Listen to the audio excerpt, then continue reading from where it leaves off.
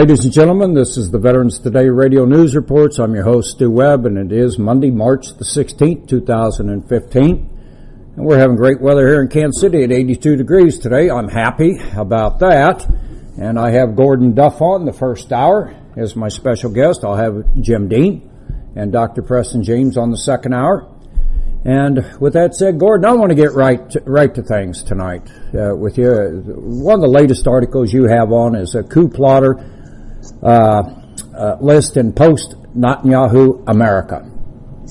Now, you have two audio tapes in there, and I'm capable of playing them tonight if you'd like to play them.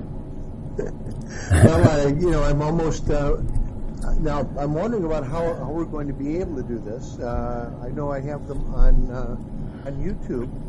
I did not... I have them. I did not promote these because these are part of a classified briefing. A limited part that I was free to make public of classified briefing within what I left in and was able to leave in, and this is, I'm not going to be apologetic about this. We have private clients. We work with intelligence agencies. We're a defense contractor, and simply, there isn't a need. As much as we do journalism, there's not a need to inform everybody out there of everything that goes on for a variety of reasons.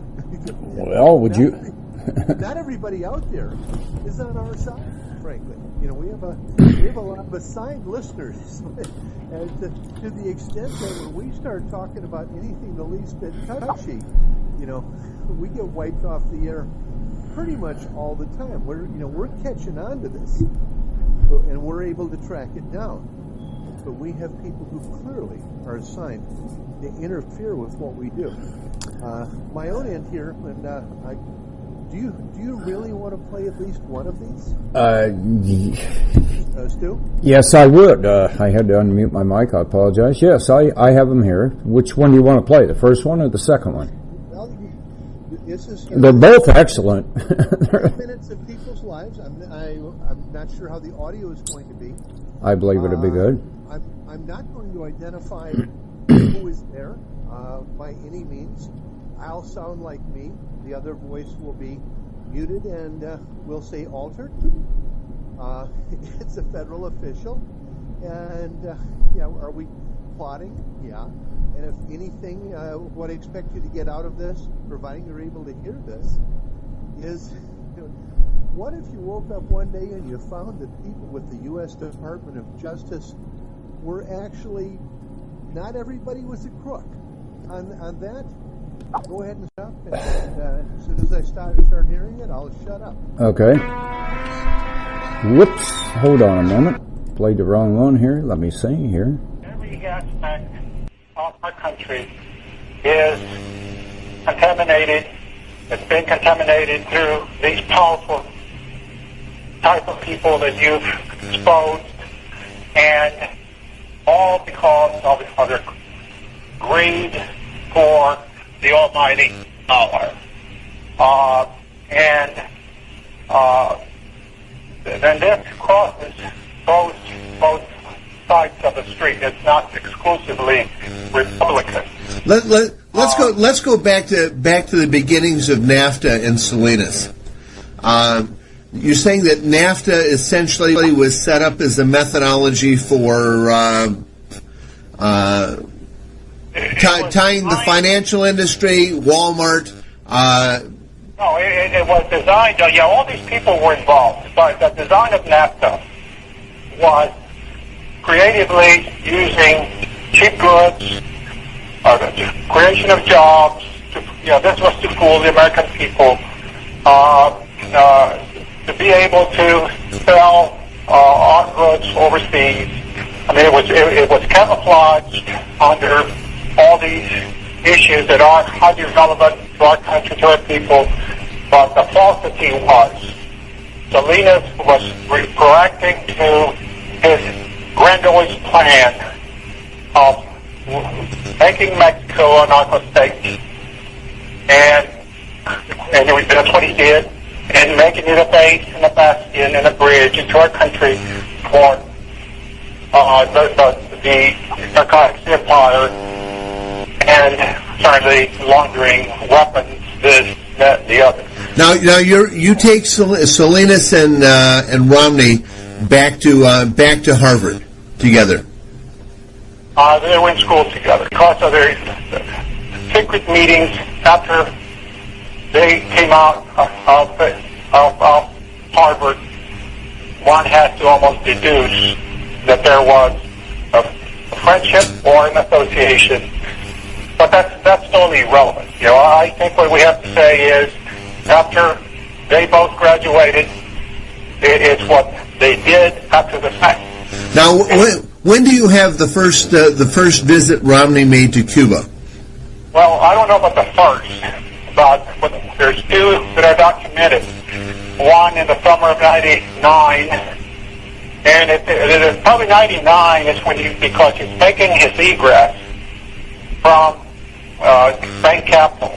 It's it coincidental that Romney left bank capital on an exigent, almost panicked basis, leaving behind his billions of dollars in investments, and never ever admitting that he managed, that he cared for his money when he is a self-proclaimed miser, a tightwad. Those two issues collide, don't make any sense in the world. And could it be that he panicked because Raul Salinas, the guitarist, was sentenced to prison for 50 years for the murder of his brother-in-law. Now, what do you represent? What do you think the value of Bain's overseas assets are in their? I think it's immense. I think the declared value, the public declared value, is $65 billion. The hidden value is unknown. It could be many times over. And how much of that comes from narcotics trafficking alone? We can only surmise, because what you want to say is what the drug czars say and everybody else. All these billions and billions of dollars, they have no idea what they are. They know they're being generated. They know they're in the marketplace. They have no idea where. Now, Raul Salinas made a statement once upon a time, very prophetic. He said, if I and my network are ever exposed, economies of the world will tremble. And there's your answer to what you're asking. And we want to leave it that way. Now, Salinas, you were talking about TMM, and it's a hedge fund that ran in the U.S. Who are the venture partners? What's that on TMM? TMM was run by, which is the Mexican shipping line. That Salinas also ran a hedge fund in the U.S. Who were his other? He owned that part of Texas Pacific Group. Texas Pacific Group, which is a large American hedge fund. Absolutely. Yeah. Who are the other partners in Texas Pacific Group? They're all listed publicly. He was the only one that was, he was a silent or secret partner.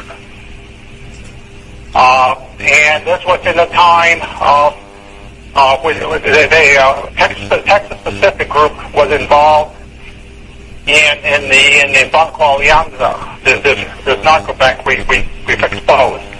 And it was after that people disappeared. In other words, they cleaned up because certain sources exposed that relationship. Now, yesterday we'd gone into this is last night. we'd gone into the history of George W. Romney. Now, he listed himself in his own bio in the late 1930s as he went from grocery clerk to suddenly he was one of the leaders of the automobile industry within 2 months. Within 1 year, he was the primary spokesman for the automobile industry. Who exactly is the father, George Romney, and what's his relationship with with organized crime, Mexico, drugs, human trafficking? Let's say you're Romney. Let's say I'm Salinas or I am Chapo Guzman. Once I have you in my control, I do what I do. My deal is trafficking, murders, homicides, human smuggling, weapon smuggling, you name it, all the bullshit, including terrorism. So you, because you're my little prostitute, you're my facilitator. You're the person that takes care of my banking. And we're not saying he's the only one, but he is pivotal in what you're asking. And saying he facilitated the net worth, the capitalization of these criminal organizations to be able to successfully operate. Can you and by can you timeline that for George W. Romney, though? What is known at this juncture, remember there's a lot to be known, not everything's known. What is known is that there is a big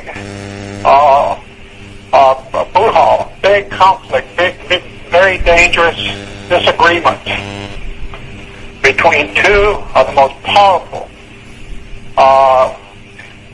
Mexican crooks, organized crime figures that whose money was secreted facilitated by George Romney, partly to the coffers of Bain Capital. Gordon, he was his golden boy for Bain, and the question, what I would like for you to do is ask the question: why is it that this man motivated Romney to go out on his own without putting a single penny into his company, and made him go out to try to raise the funds, which we know he did, but with the understanding that if he failed, he could always come back.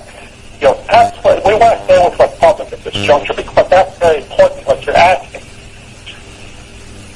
Well, I have to have historical context for any story. That's what makes it. I don't know. That's what makes it a story. Nothing starts out of nowhere. We go back to the 1870s when we have the Mormon migration into Mexico. They stay there for decades, come back into the United States, and just what I'm noticing right now is that when I take a look at the Mormon swath across the western United States, it's also the narco swath across the western United States. They parallel each other. Well, the questions that we need to that Romney needs to be asked are: how many times did you travel to Cuba? How many times did you meet with Castro or his hierarchy? What was the purpose of the meeting? Now, and I think by virtue of any intelligence, anybody knowledgeable of Cuba, the deduction is the same. Why in the hell were you? Do you want the other tape played? It's up to you. Well, we're going to stop right now with this. And for those out there, we have a variety of issues. Some are discipline on our side. I'm on my telephone right now, or I'm getting calls, just so you know this. So This is my giant Samsung piece of junk, which drives all of us crazy. But I'm on that on Skype now.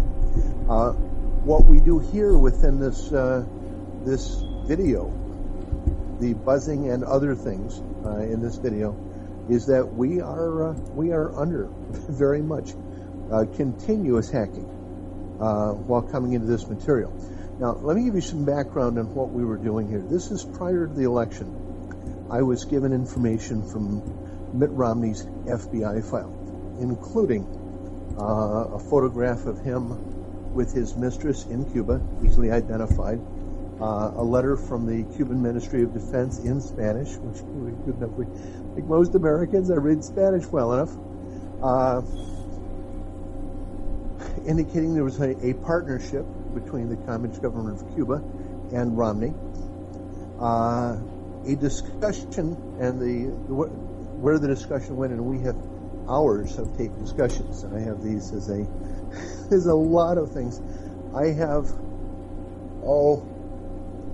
I'll call them my reptile files, but I have files, secured files with people.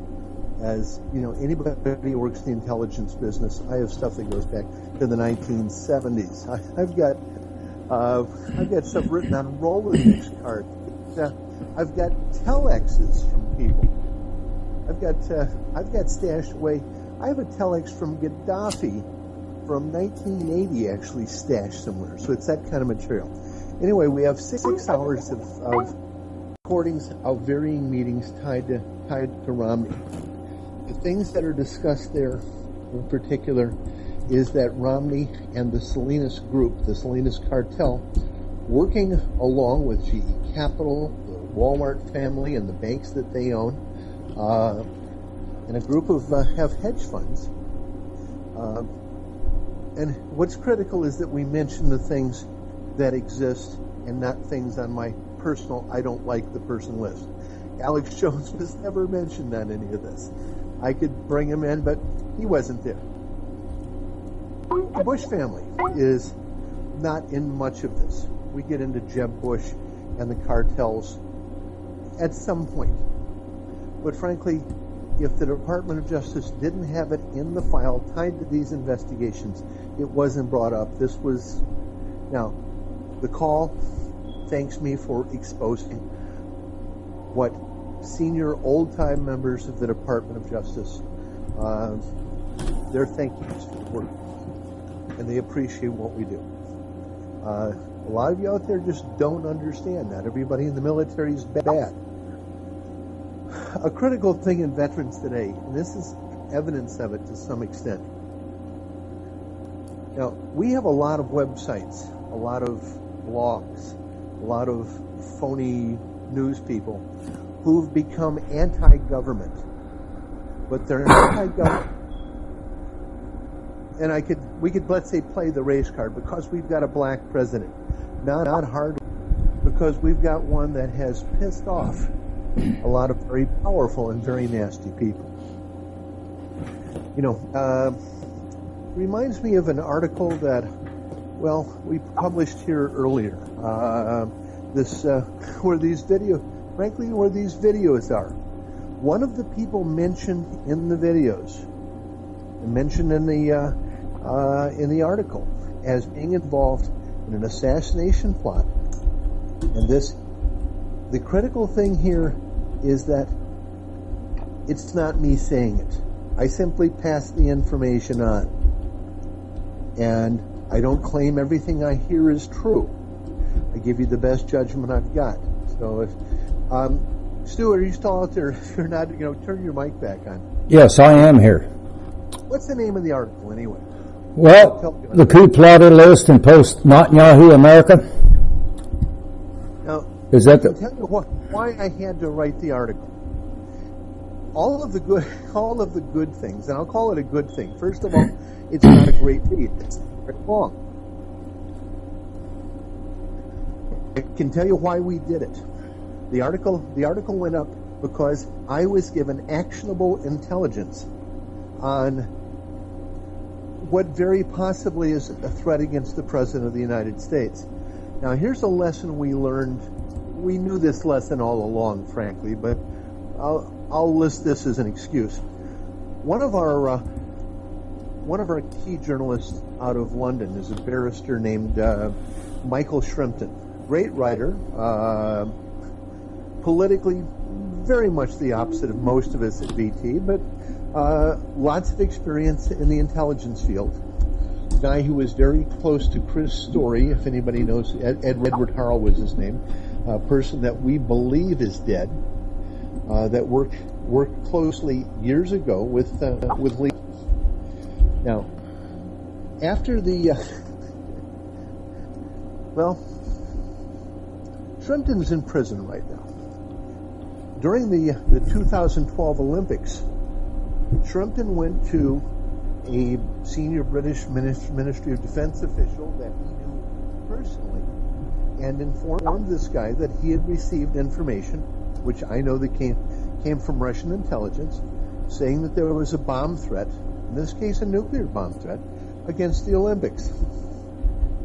Now, if you're sitting around your house and somebody calls you up and says, "Hi, I'm with Russian intelligence, I accidentally dialed your number, and I'm telling you that there's a nuclear weapon that's going to go off at the such and such basketball game." Now, you're going to run around the house, but eventually you're going to call the FBI and you're going to tell them, "Well, I don't know who called, but somebody called and they said this, and I'm just telling you, and you deal with it." Well, Michael Shrimpton, that's basically the case. In Britain, they put him in prison for a year. And they would have done it for a lot longer. Britain's not a free country. It's also a clear indication they've got something to hide. Now, this is a country where, let me talk about this. Let me get on this tangent about our British friends. We don't get to bash them enough. And I'd like to say Britain's a wonderful country. Live there. They have a couple of hometowns there. Of course, for a lot of us, our families are from there. As a Scot, we're from either north of Aberdeen, or from Inverness, or Cullen, or Dufftown, or Banff. I mean, but yeah, we're Scots, and to an extent, I've worked in Britain. We have a company headquarters in Essex. That's where one of the Adamus companies is located, and so I'm very much at home there. I was stationed in Britain for a while. A lot of Americans, love Britain, Ireland, and Scotland, and I wish you got to travel. I'll tell you this is just a private thing here. I don't know if many of you remember a country star called Roger Miller, but there's this horrible song that he wrote years and years and years ago, the 1960s. Do you know what I'm talking about, Stu, or not? No, not. England swings like a pendulum do. Bobby's on bicycles 2x2.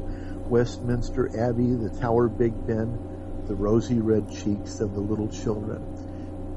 Whenever you get off the plane in Britain, and if you're old enough to remember that starts going through your head over and over again.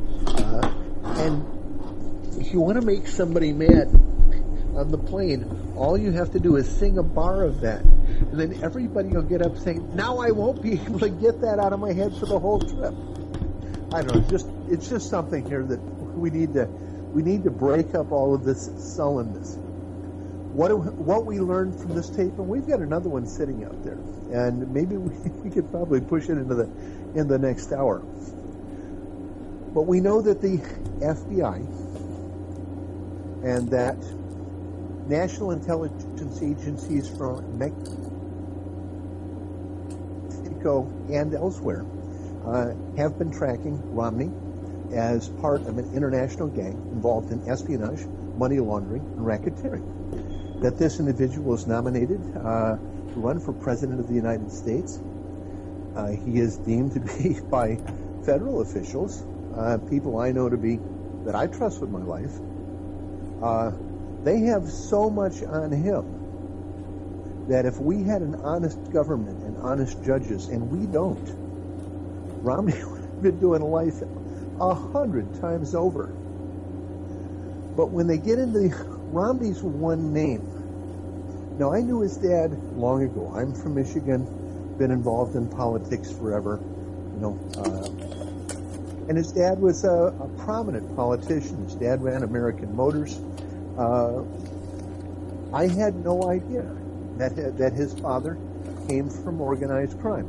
We know that he showed up in the automobile business, and this is what's discussed on there in the 1930s.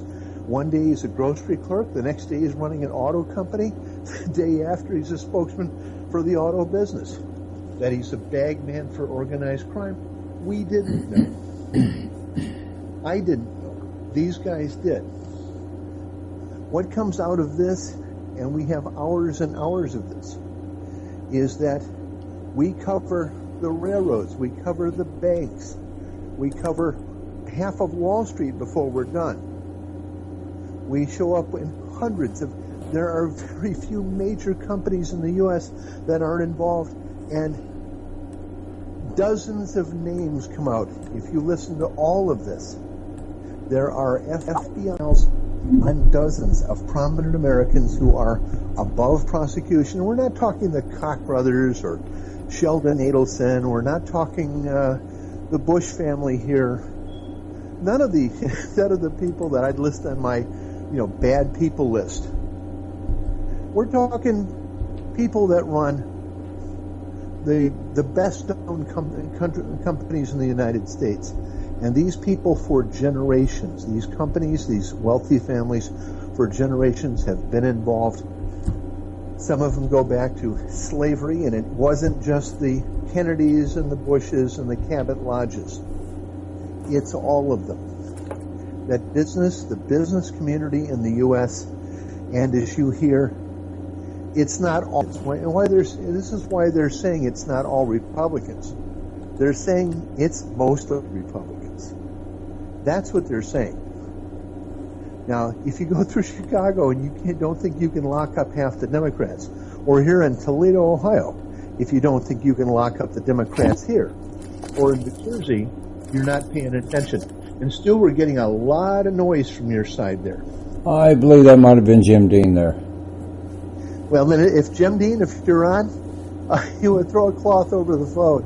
A lot of these things are made with microphones that I've got a suppression program on here, which is supposed to stop things like flushing toilets and people screaming and rumbling stomachs or other bad bodily functions. We don't know it really does that. It's just a warning for folks. Now, we were talking about Britain a little while ago. If you look in and a lot of you don't do this, and I'm almost recommending you do. While you're checking the U.S. news, and the first thing to check Veterans Today, because we'll have stuff that's more fun to read. You can go on CNN and see if they put an article up this week or not, because they don't really do anything there. I go to TASS in Russia, and you'll see what the Communist Party is doing. But TASS will have, if there's something interesting, they may sneak it in. Russia Today, FAIR website, they have the stupidest commenters. Nobody moderates. Whatever it is, they have the worst readers in the world, and we don't have that. Press TV, much less. I'm having issues with them, but they try. But all of the experienced people who were there, we know to be gone. It's at Veterans Today, which doesn't charge, doesn't pay anybody, is a volunteer site where we have as many hitters as you can pull on anybody. But just the portion alone, keeping the site up and moving, fighting off the hacks all day. We do what we can to keep you informed, but we don't sit on a ticker. I can't tell you when a train gets derailed. These things. And frankly, when you listen to the other news and a train gets derailed, if there's some reason in God's earth to lie about it, these people will lie about it. It's simply that bad. You know, on BT this week, Jim Fetzer has an article about the Boston Marathon bombing. And Fetzer and I don't agree on anything. I think we went to the moon. He doesn't think we went to the moon. Because I know people who worked on the project. We have other scientists at BT who worked on, and Stu has family that worked on Apollo. So we know how the things. We have a disagreement. I've seen a couple of Saturn V's from close up, as close up as you get to something 365 feet tall that puts out, you know, acres of flame. But I've seen them go in the air in person. So I know that you can sit on that a Saturn V that big really can get off the ground. I know because I've seen it do it. Parents lived in that part of Florida. You know, it was a short run on my motorcycle through Merritt Island and out to the Cape. You know, fairly easy for me to get on and off. So it was there. Anyway, we're going to go back to where I was heading on Britain. Britain's got several interesting papers. I look at the Telegraph. I look at the Guardian. Now, here's a classic thing you're going to find now. Britain has a huge scandal involving pedophiles. And that during the Thatcher era, and they're going back that far to the 1970s, everyone from the royal family to MI5 to members of parliament to the highest levels of the government, the security services, were involved in a cult of Freemasons and Satan worshippers, dragging kids off the street, murdering kids, and then if parents complained about their children showing up missing, next to one of their sex clubs where the children were taken in, molested, and then butchered, the police would shut the family up or lock them up. Here's what those papers are doing right now, though. I find this enormously disturbing.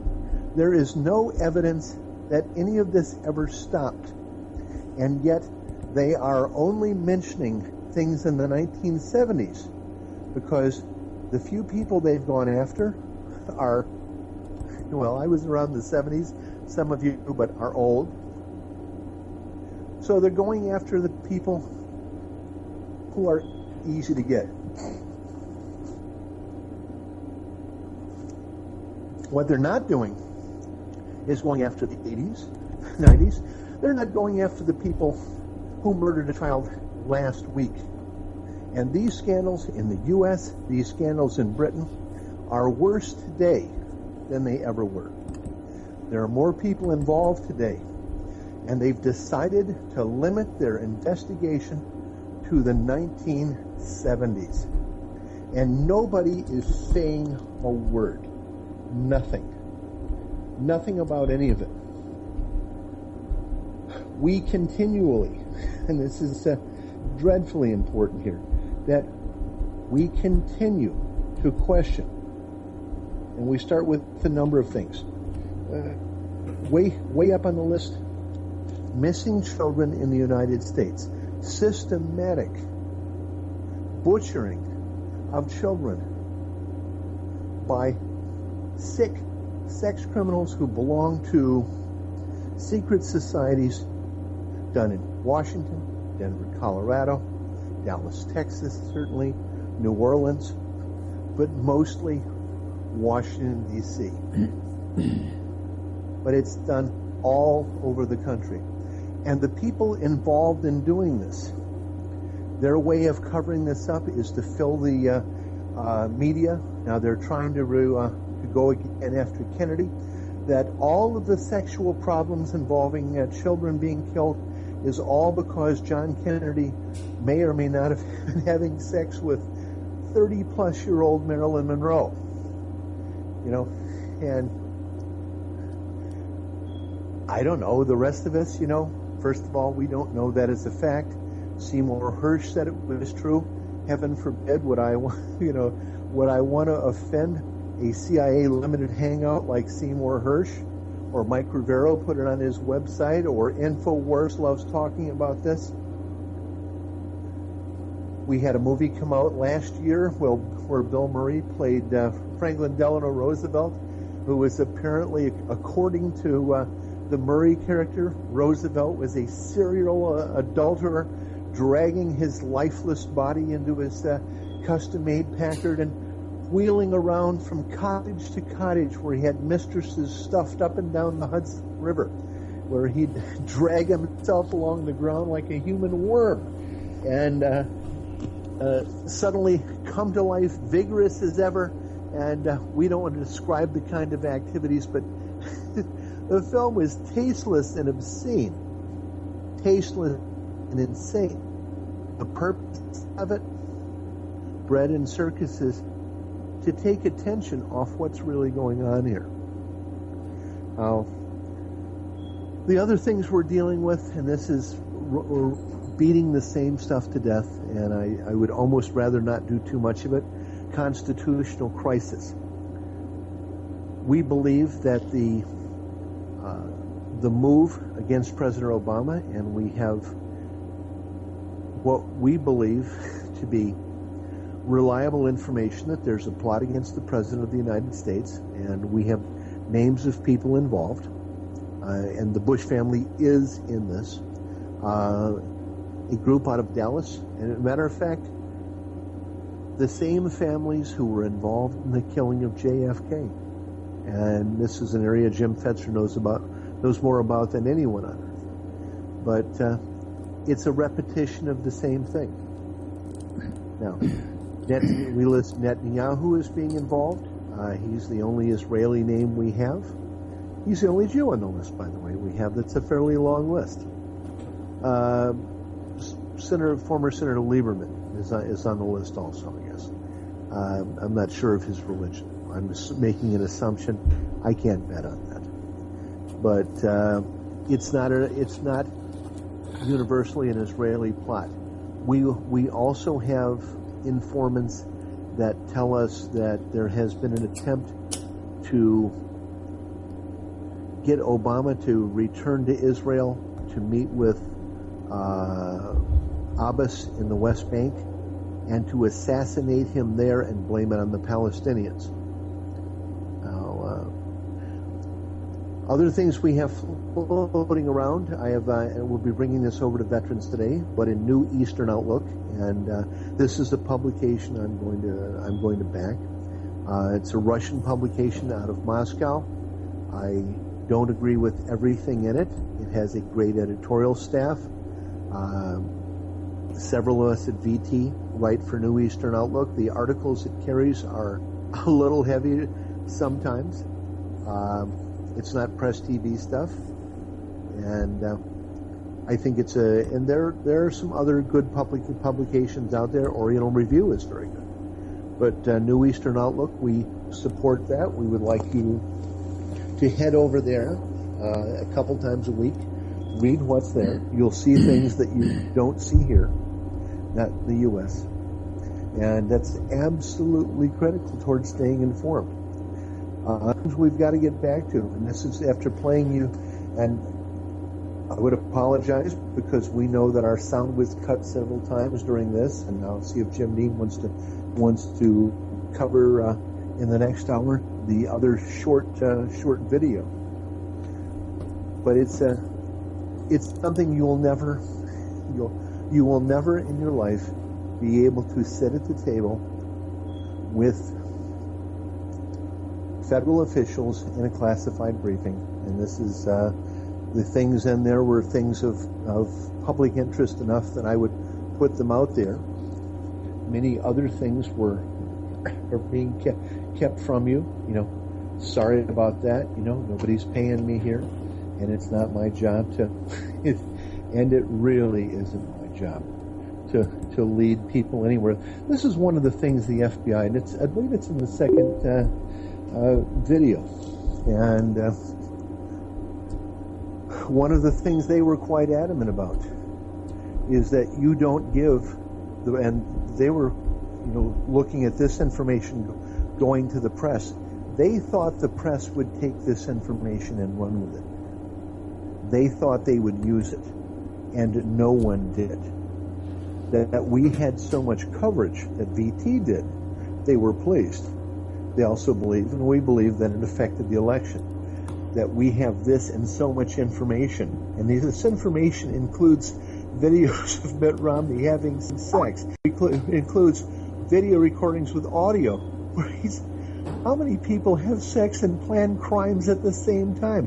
Where while having sex he actually talks about money laundering and drug running with his clothes off.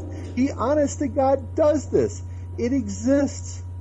I'm not going to let you see it, but it's there. It's absolutely there. This guy, he's recorded hour after hour, leaves document trails everywhere. And of course, hey, this guy's going to die in his bed at 108 years old. And what has he done to this country? Oh my heavens, we can't even imagine. But it's just one guy. He's just, and there are worse people than him. One of the issues the FBI had with him is the guys who wiretapped him, the guys who followed him into Mexico, into Monterrey, Mexico, and into Toronto, and then followed him on the planes where he went to Cuba from there, where he changed his identity, pulled out a different passport, and checked on for these flights. The guys who were with him, watching him, learned to hate him. The people following him, and he's been under surveillance for years. And this is an interesting thing about law enforcement people. You know, you get to tail people. You know, I can remember, let's say, years and years ago, when they'd have a UN General Assembly. Castro would come in with his security people and as many spies as he could get in as possible. And as soon as they got out of the hotel in New York, Castro himself had State Department. It's a branch of diplomatic. It's the Foreign Dignitary Protection Service, headed by a longtime friend, Leo Crampsey. Crampsey was the personal escort for Castro, for Khrushchev when he was here. And he was the bodyguard as a younger guy, for John Foster Dulles, U.S. Secretary of State. Now, when these Cubans would get loose here, when Castro would make it to the UN, people were brought in from other agencies to New York to follow these guys around. And some of these guys would be highly trained intelligence agents, but also funny, hard party guys. This is why, for instance, we have a little thing that goes on with let's say the ADL and Abe Fox and some of this Southern Poverty Law Center. These people and the guys that Stu brings up, and he's not allowed to say this, but I'll mention Mizell and Millman, MDC Corporation, Key Bank, and all of their affiliate operations. And there are just so many organized crime groups.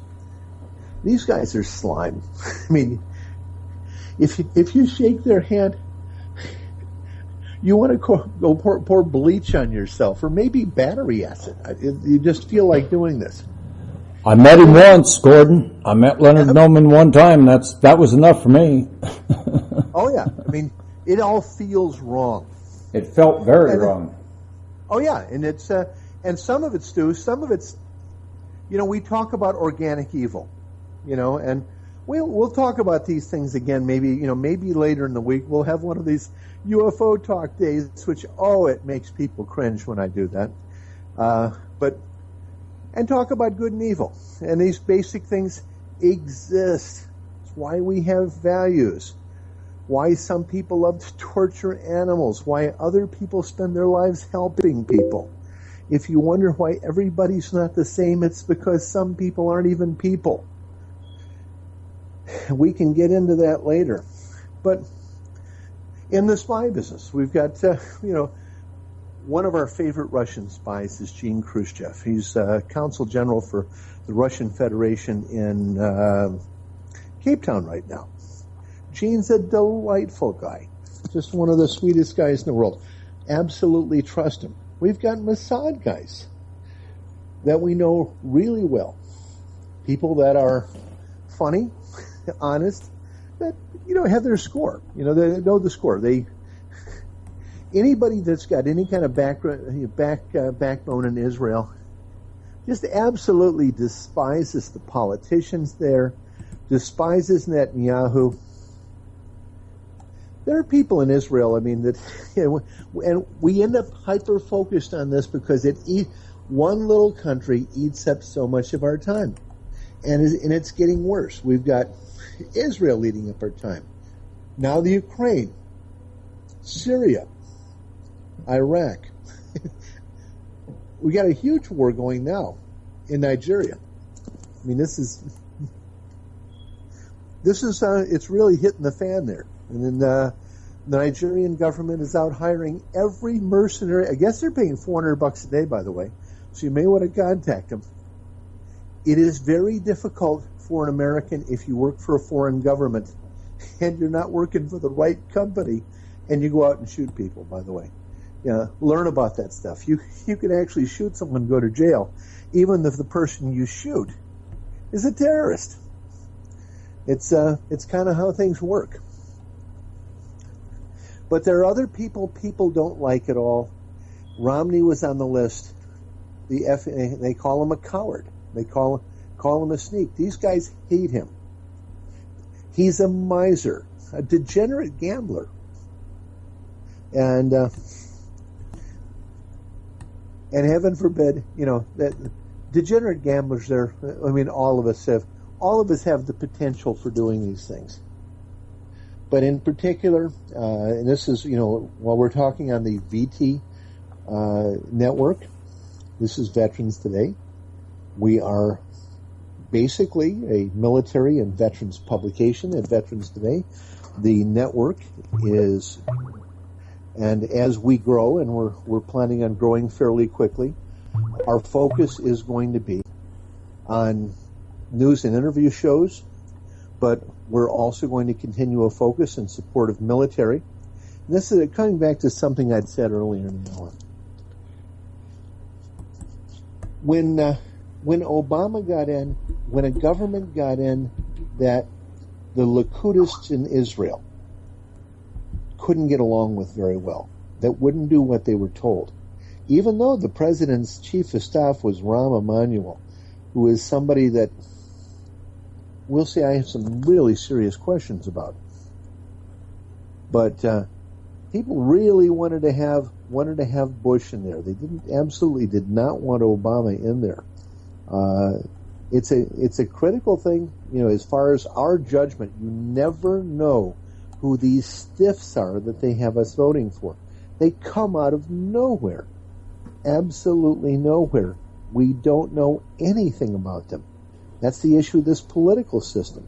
What's the primary danger for any American? We're probably the only news organization that has a custom weapons shop, by the way. So I won't be happy until every responsible American has a weapon that's far more devastatingly dangerous, every responsible American has, than whoever they suspect may try to kick down their door someday. I had this talk with one of our VT customers who bought a 308, and that's a powerful hunting or sniper round, a pistol, a custom pistol that fires 308, and we call it a pistol. It really is more or less a semi-automatic version of a submachine gun, but semi-automatic and legal within the laws of pistol, but something capable of blowing a car off the road. Insanely powerful. You could burn people to death with just the flames out the barrel. You wouldn't need a bullet. The sound would probably blow someone's head up. This is a horrific weapon. And hey, I designed the things. They work beautifully. I love them. And is there a reason to have them? Is there a reason to have bad people afraid of you? One of the things that we mention periodically, the hunters alone of Michigan, Wisconsin, and Ohio are the largest army in the world. The licensed hunters alone of 3 states are the largest army with, I will tell you, the best weapons in the world. 3 states alone. There is no reason. This is if we are educated, if we're on one side and we're aware, the government needs to fear us and us not fear the government. The government was supposed to fear us. That's what the Constitution's about. I can't count the number of times Madison and not so much Hamilton, but Madison and Jefferson got into this. Of the people, by the people, for the people. There's nothing to do with people going on here. There is no people thing here. If you can show up and vote for people, you have no idea where they came from, no idea how they got there, and you turn on the television, you have no idea who these people are, who's paying them or telling them what to say. There's no by the people or of the people involved. It just isn't there.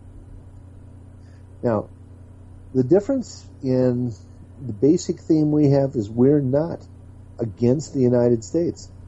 Now, when the Chinese spy on us or try to build stealth aircraft or another aircraft carrier or whatever, I don't run around and get concerned about this, because I've got people out here, and I don't know the numbers we have, but usually it's quite a few.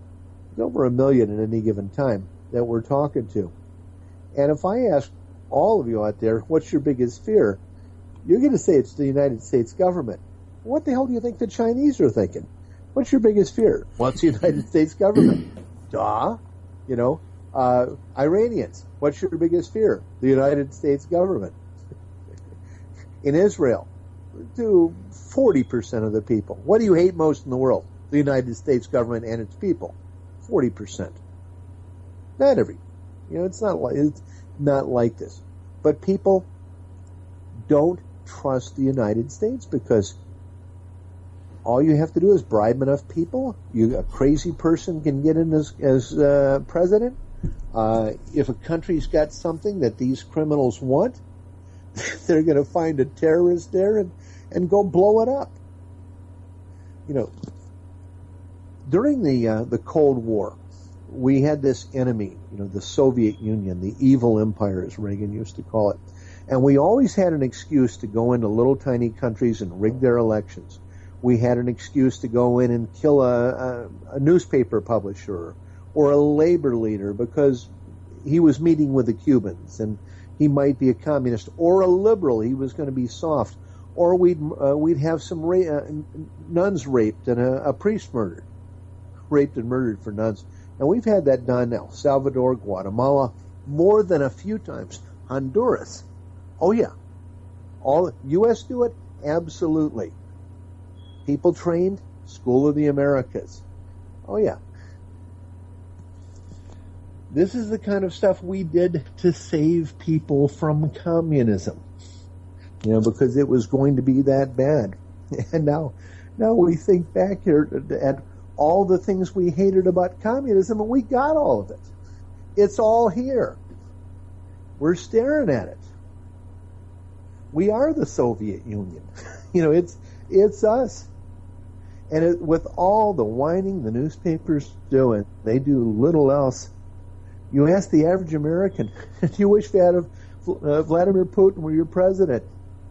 You tell me how many people would say yes. First of all, you get a certain number of people, he's white, that he doesn't speak English, and I suspect he does, but he may not speak English. That's fine.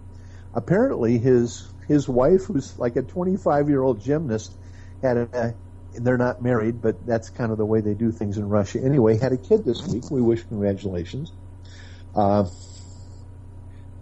He has a tendency, when confronted with people, to simply just tell the truth because he just doesn't care. That's what's so damned important. He just doesn't care. But he doesn't also, we know he doesn't tell the truth. This is why, if you remember, Stu, this is why last week we wrote a letter requesting him to turn over specific files. And those would include the files of Benjamin Netanyahu, who we know to have been a spy for the Soviet Union against the United States. By the way, these are crimes that he can be arrested for. And we've asked for records that the Russians have, we know that they have, that show that John McCain is involved in treason. And we know the Russians have surveillance video that shows that several key American politicians have been involved in laundering drug money. Now, the Russians still have a major spy organization. They have a huge amount of information to blackmail American politicians. And rather than sitting on that while the world burns down around them and while we're saddled with these criminals running things for us, I'd like to burn a few of these people down. So I would like the recordings of John McCain's propaganda broadcast he made with while in North Vietnam, where he accused the United States of germ warfare. I'd like the records that show him training and positioning artillery and air defense units in North Vietnam that led to what we have been told the death of 60 American pilots are directly attributed to John McCain, a guy, by the way, who almost sunk the USS Forrestal. This guy's probably, if the Japanese in World War II had had a dozen people as effective against the United States Navy as John McCain was, they would have won the war. Anyway, we're moving toward the end of the hour. How much time we got left, Stu? Oh, we have about 2 minutes, Gordon, before the top of the hour. Well, and and I'm going to stop dead on the top of the hour. As we move along, things we're going to be looking for here. I'll get in some plugs. We're looking to bring radio hosts on, so people out there.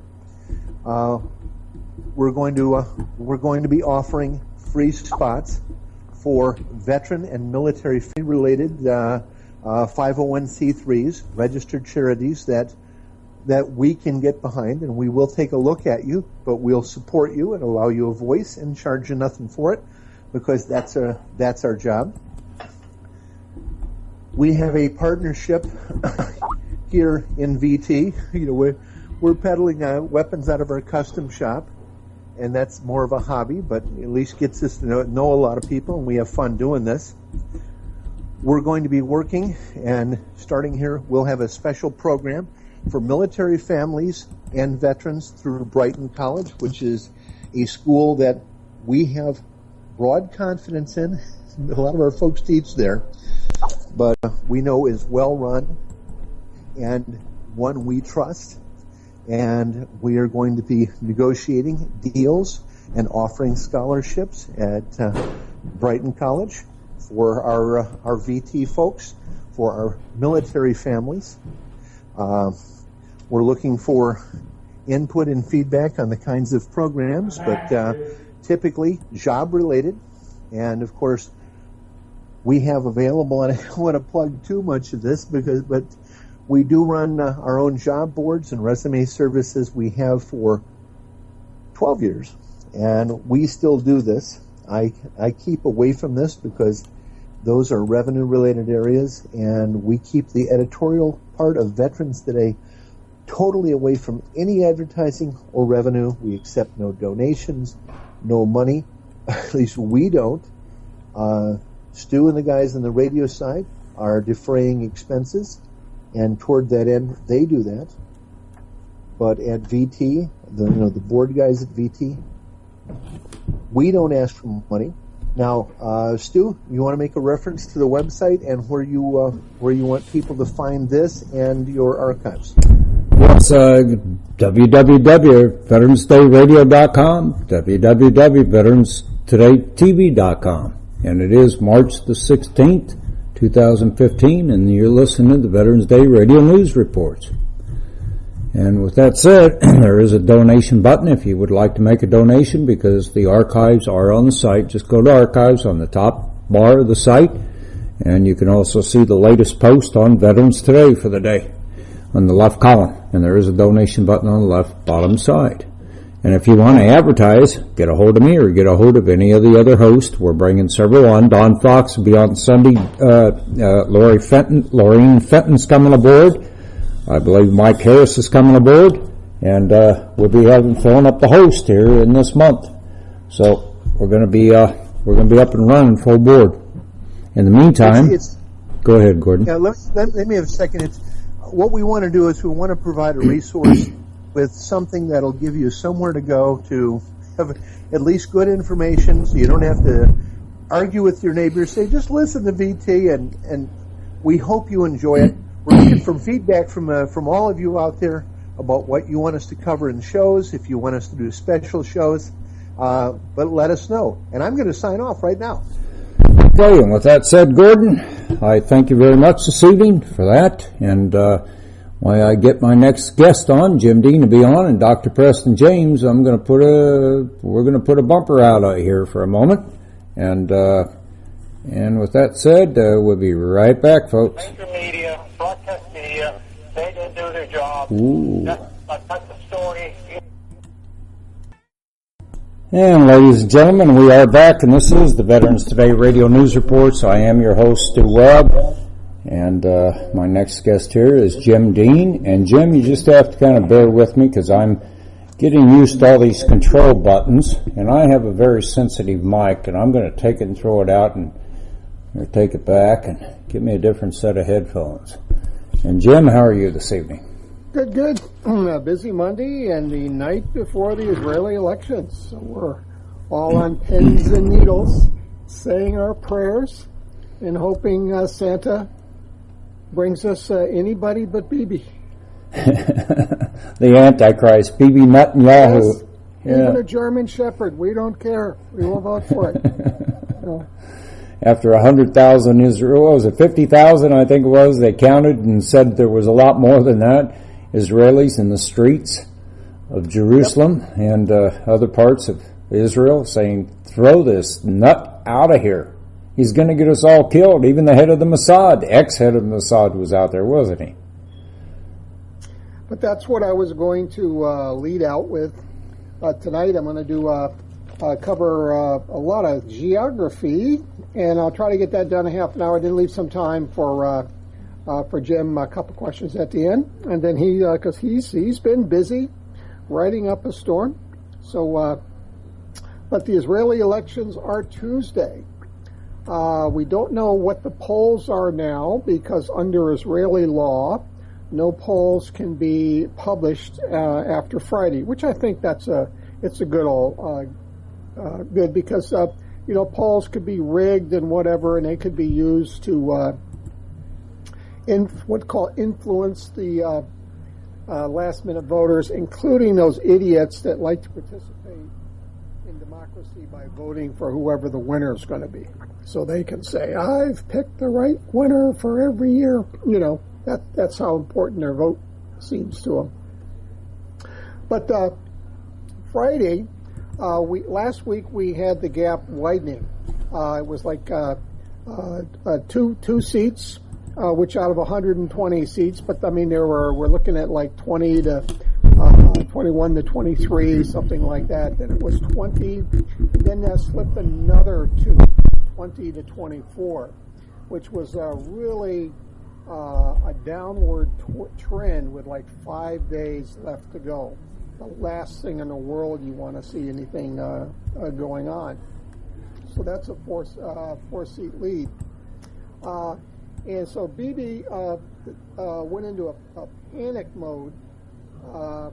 They said the last few days, his campaign style could only be described as a panic. I read one place where it said he gave more interviews last week than his entire career. He was speaking to anybody and everybody, and he got so tired he was confusing people's names. He was referring to his foreign minister with his arch enemy in one of the other parties and mixing them up. He was almost punch drunk. But his big thing he was focusing on is that only I can save you, all you Israelis, from the barbarian Arab hordes there that just want to kill us all and throw us to the sea.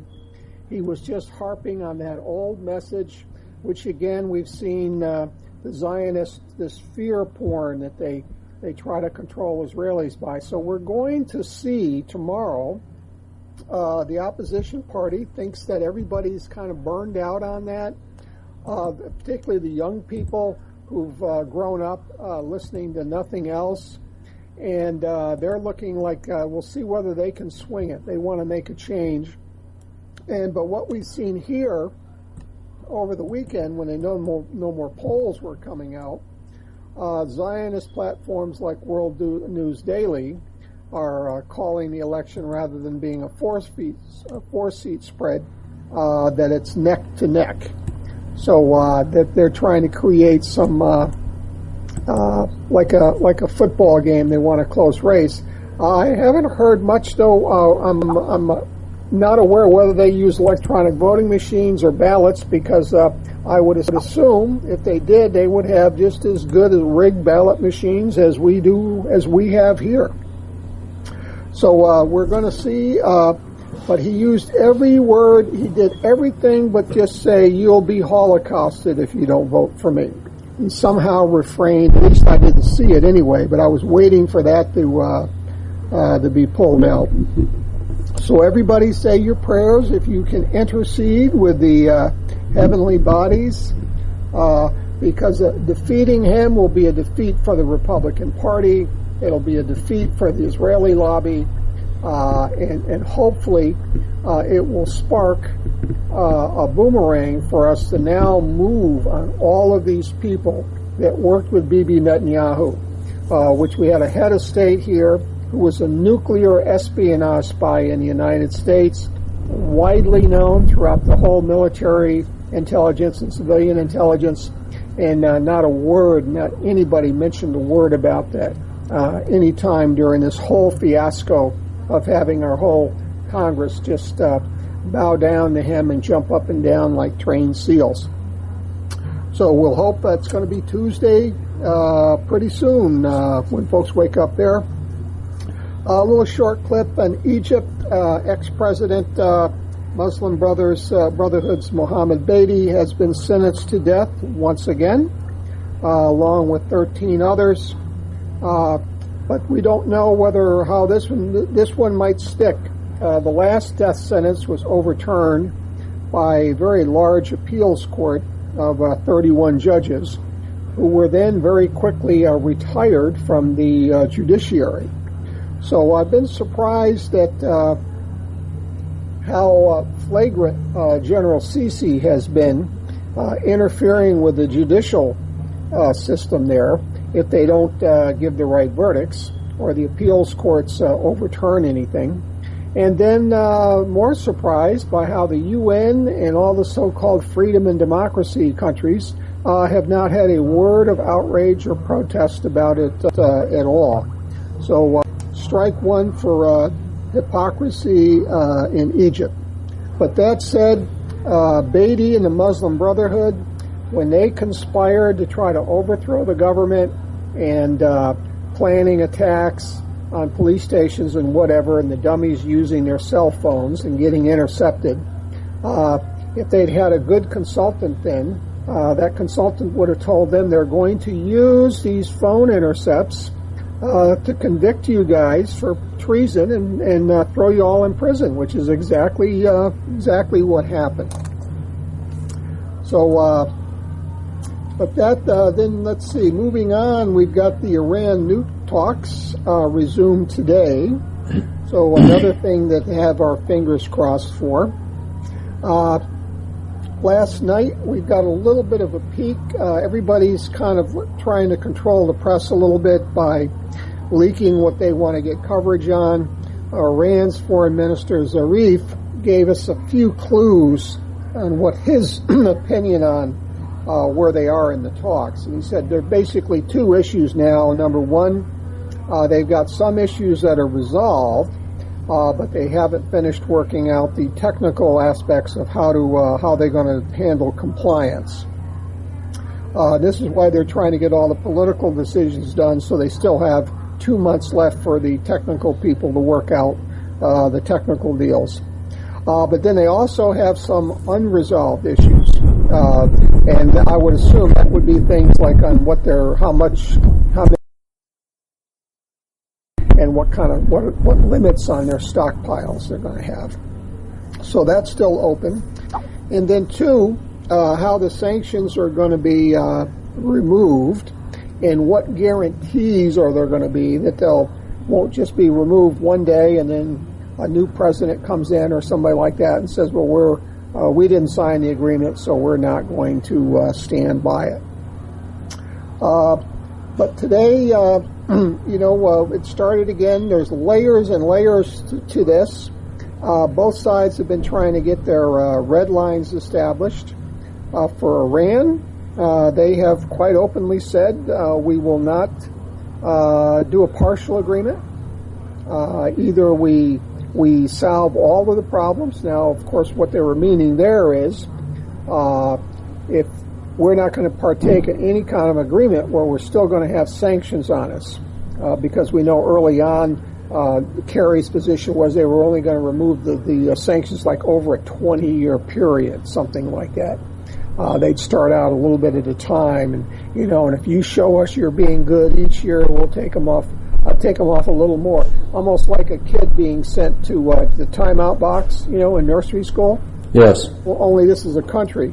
And, of course, that was a deal killer for Iran because Rouhani could never go to their parliament with a deal like that, a humiliating deal like that you gave up our whole nuclear industry and this and that and whatever, and they're going to take 20 years to take these sanctions off us, and of course they can cancel the agreement anytime they want just by alleging that we are in violation or we've got some kind of secret program like they've done before.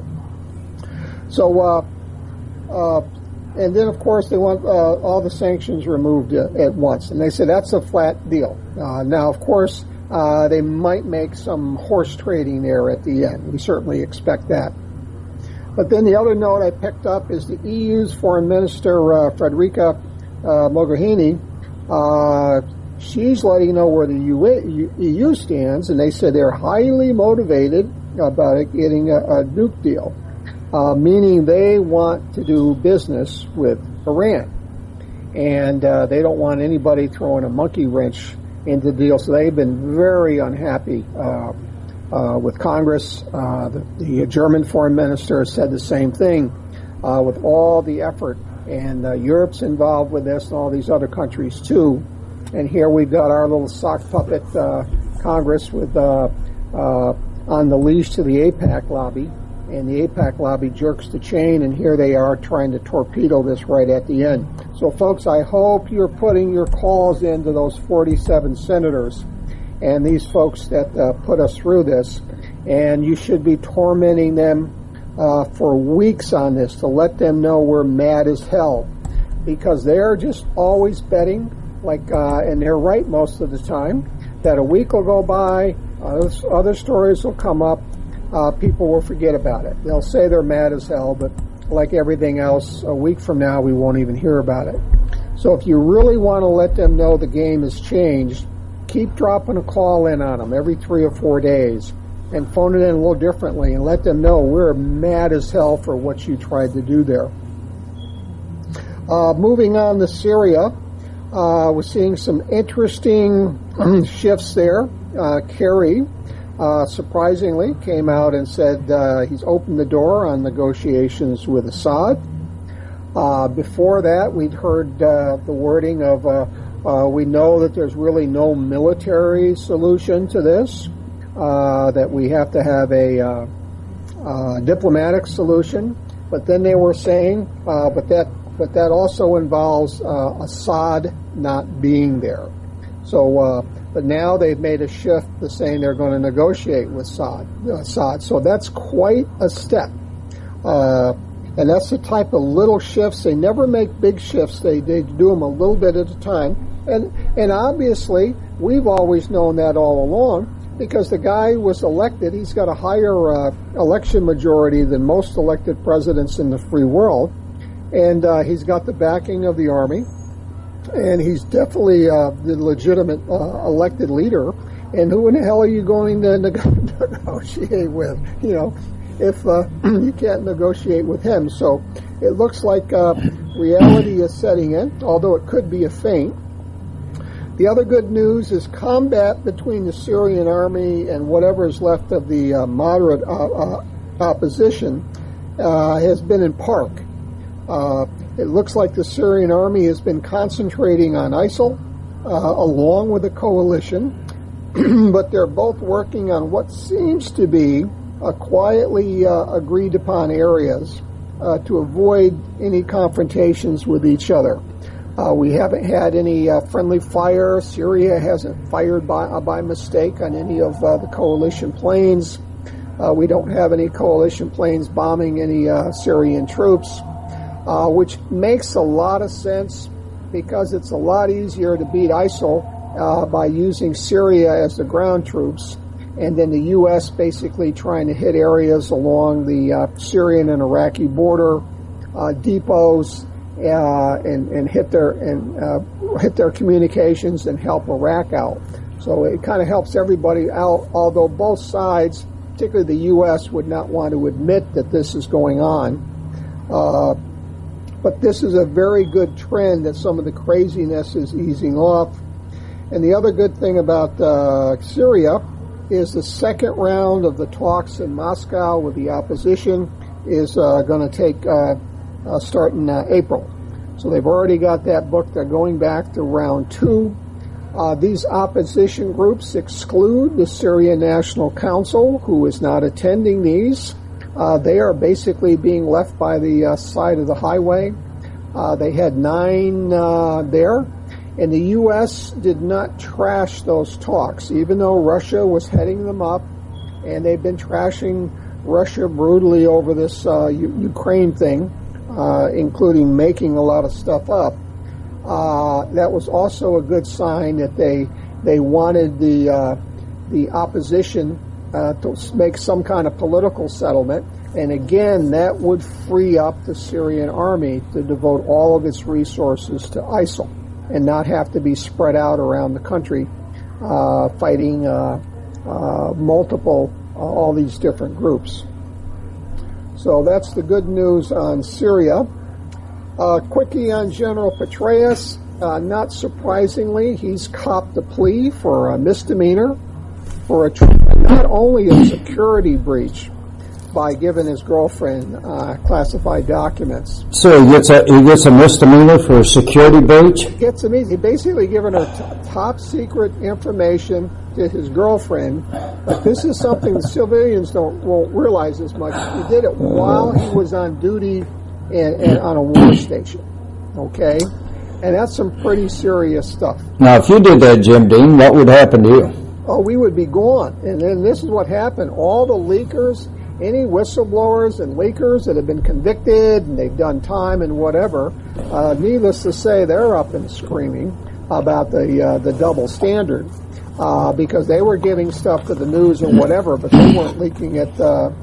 And so we'll see whether these leakers can whether the press and the public will pick up on this, how this is going to go down. Well, I guess there must be a new law that it's okay to talk in bed then from now on. Give out secrets while you're in bed, right? Yeah, I mean, it's just a misdemeanor, and they'll say, "Oh, his career, he was having sex, or she was having sex, so therefore, the state of mind or whatever." I guess that's the new law. Okay. And of course, a guy like that, his career isn't going to be hurt because he's going to be well taken care of. You can just imagine. Of course, the Israelis were grooming him while he was on station overseas as a presidential candidate. They had their little media schmooze people already working on him. So they all know these guys who have political, the ones that want money, the ones that want women, the ones that want politics and whatever. They know how to work all these guys, and these guys are supposed to be trained on how to spot all that stuff. So goodbye, Mr. Petraeus. We hope he's done, but I'm afraid he's not.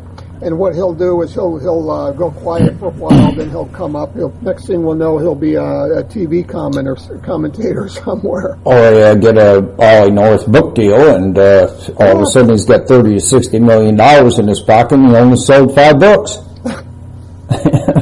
Then another little tidbit: Tony Blair is on his way out as the Mideast envoy for that group, and. Everybody's glad to see him go, and they're unloading him. He's getting running the gauntlet as he goes. Some of the quotes says he was just referred to as a joke, and he had no credibility whatsoever. And then the other quote I had down here, frankly, whenever he walked in the room, frankly, all eyes just rolled at the mention of his name. So that's like goodbye and good riddance. Wasn't he involved in all the sex scandal with the children over there? I don't really know that, because a lot of the sex scandal stuff was before his time. They're really going back over the old stuff. It goes back to Margaret Thatcher, which is way back in, a long time ago. Yeah, Margaret and her son working for Daddy Bush at E-Systems, Dallas, Texas, on the payroll back in the 1990s. Oh, good. See, now we have another encyclopedic memory. Yes. Then briefly on Ukraine, good news. Fighting has died down to small arms fire generally, which is good. People aren't getting shelled anymore. But Kiev continues to sabotage the Minsk agreement at every turn. They've been slow. They just keep accusing the other side of doing exactly what they're doing, because the media prints whatever they put out. But they finally did pass this, which was required by the Minsk agreement, this special status legislation for the Southeast republics. But 2 days later, somebody submitted a whole list of amendments to start taking some of it back. So, they do it, and then they get all the press that we've passed this, we are in complying, and then 2 days later, here they are going right back again. So it's just really, we're going to have to see what's going to happen with any of these EU republics, because the republics are basically went right to Germany and the guarantees tours and just said, hey, you guaranteed the Minsk agreements. It's up to you guys basically to tell Kiev to poop or get off the pot to keep doing this, because we see what the pattern is now. Is they're going to use every stalling, every interpretation type trick, and we're already seeing Poroshenko said, well, we're not really, can't really resolve this special status type of thing until we've had elections first. We have to have elections to make sure, what people want, and the people, this isn't being forced upon them when they don't want it. And then a day later, you have another leak coming out of the Rada, somebody saying, well, I really don't think we're probably not going to be able to have elections in 2015. Don't think we'll be able to get it done this year, maybe next year. So you can see they're just trying to drag it out. They feel time is on their side. They're going to get more training. They're going to get more weapons. So they're going to give up as little as they can. The longer they stay in power unchallenged, they'll get more solidified. More of this IMF money is going to be coming through again. So that's Ukraine. And then lastly, Putin shows up publicly after being out of sight for a few days. So 90% of all the rumors went up in smoke, including mass media and alternative media, everybody trying to milk the where is Putin thing for wherever he is. And of course, I was sitting here thinking like, hey, the guy took a break. He works hard. And why would a guy who's got a target on him want to be publicizing if he was going to chill out for a while where he was going to be? Of course, Gordon says we heard his lady friend had a baby. not publicized, probably would not be in Russia. They usually don't think people are actually not interested in those aspects of their political leaders' lives. They say that is something that goes on in everybody else's lives, so why should they be any different? We're interested in the things that affect our lives, and who he's having a baby with, we don't care. So that's my 30 minutes of news, and what I did, 28. So if Brother Jim, are you there, sir? Yes, I am, and I have a question for you. Good. Okay, what is happening inside Israel with the political situation? There's some talk that even though the Likud are sort of, being viewed with a jaundiced eye because of Bibi's antics, that even his opponent is a hardcore Zionist, and there really isn't anybody, that wants to seek office that could get Israel on proper track away from the apartheid situation it's in. What is going on there? Do you see any hope for the future? Well, actually, the folks that are saying that, their perspective must be they're looking for a tidal wave change, which of course is never going to happen because nobody could get elected. But there is quite a difference in the change. For one thing, I guess the opposition. The joint opposition, which is roughly referred to as the Labor Party, they've said one of the top things they're going to have on their agenda is to fix Israel's border, which have never been fixed. And the reason they've never been fixed is Israel always had an aggressive foreign policy to take more territory. And they always wanted to leave the door open that an opportunity would come for them to start a war where they might be able to grab more land, and they would not want to have that called an invasion. So they always left and wanted to leave open what the borders of Israel actually are. And I mean, for the conservatives and the hardliners, that's a horrible issue for them to have those things fixed. So that's a real a line in the sand. Americans, a lot of people may not realize how important that is. And but they're interested in more social. I think you're going to find them more interested in negotiating with the Palestinians and try to make some kind of settlement. Whereas with the Likud folks, you had absolutely no interest in making a settlement. They did everything they do to sabotage, just like these Kiev folks are doing.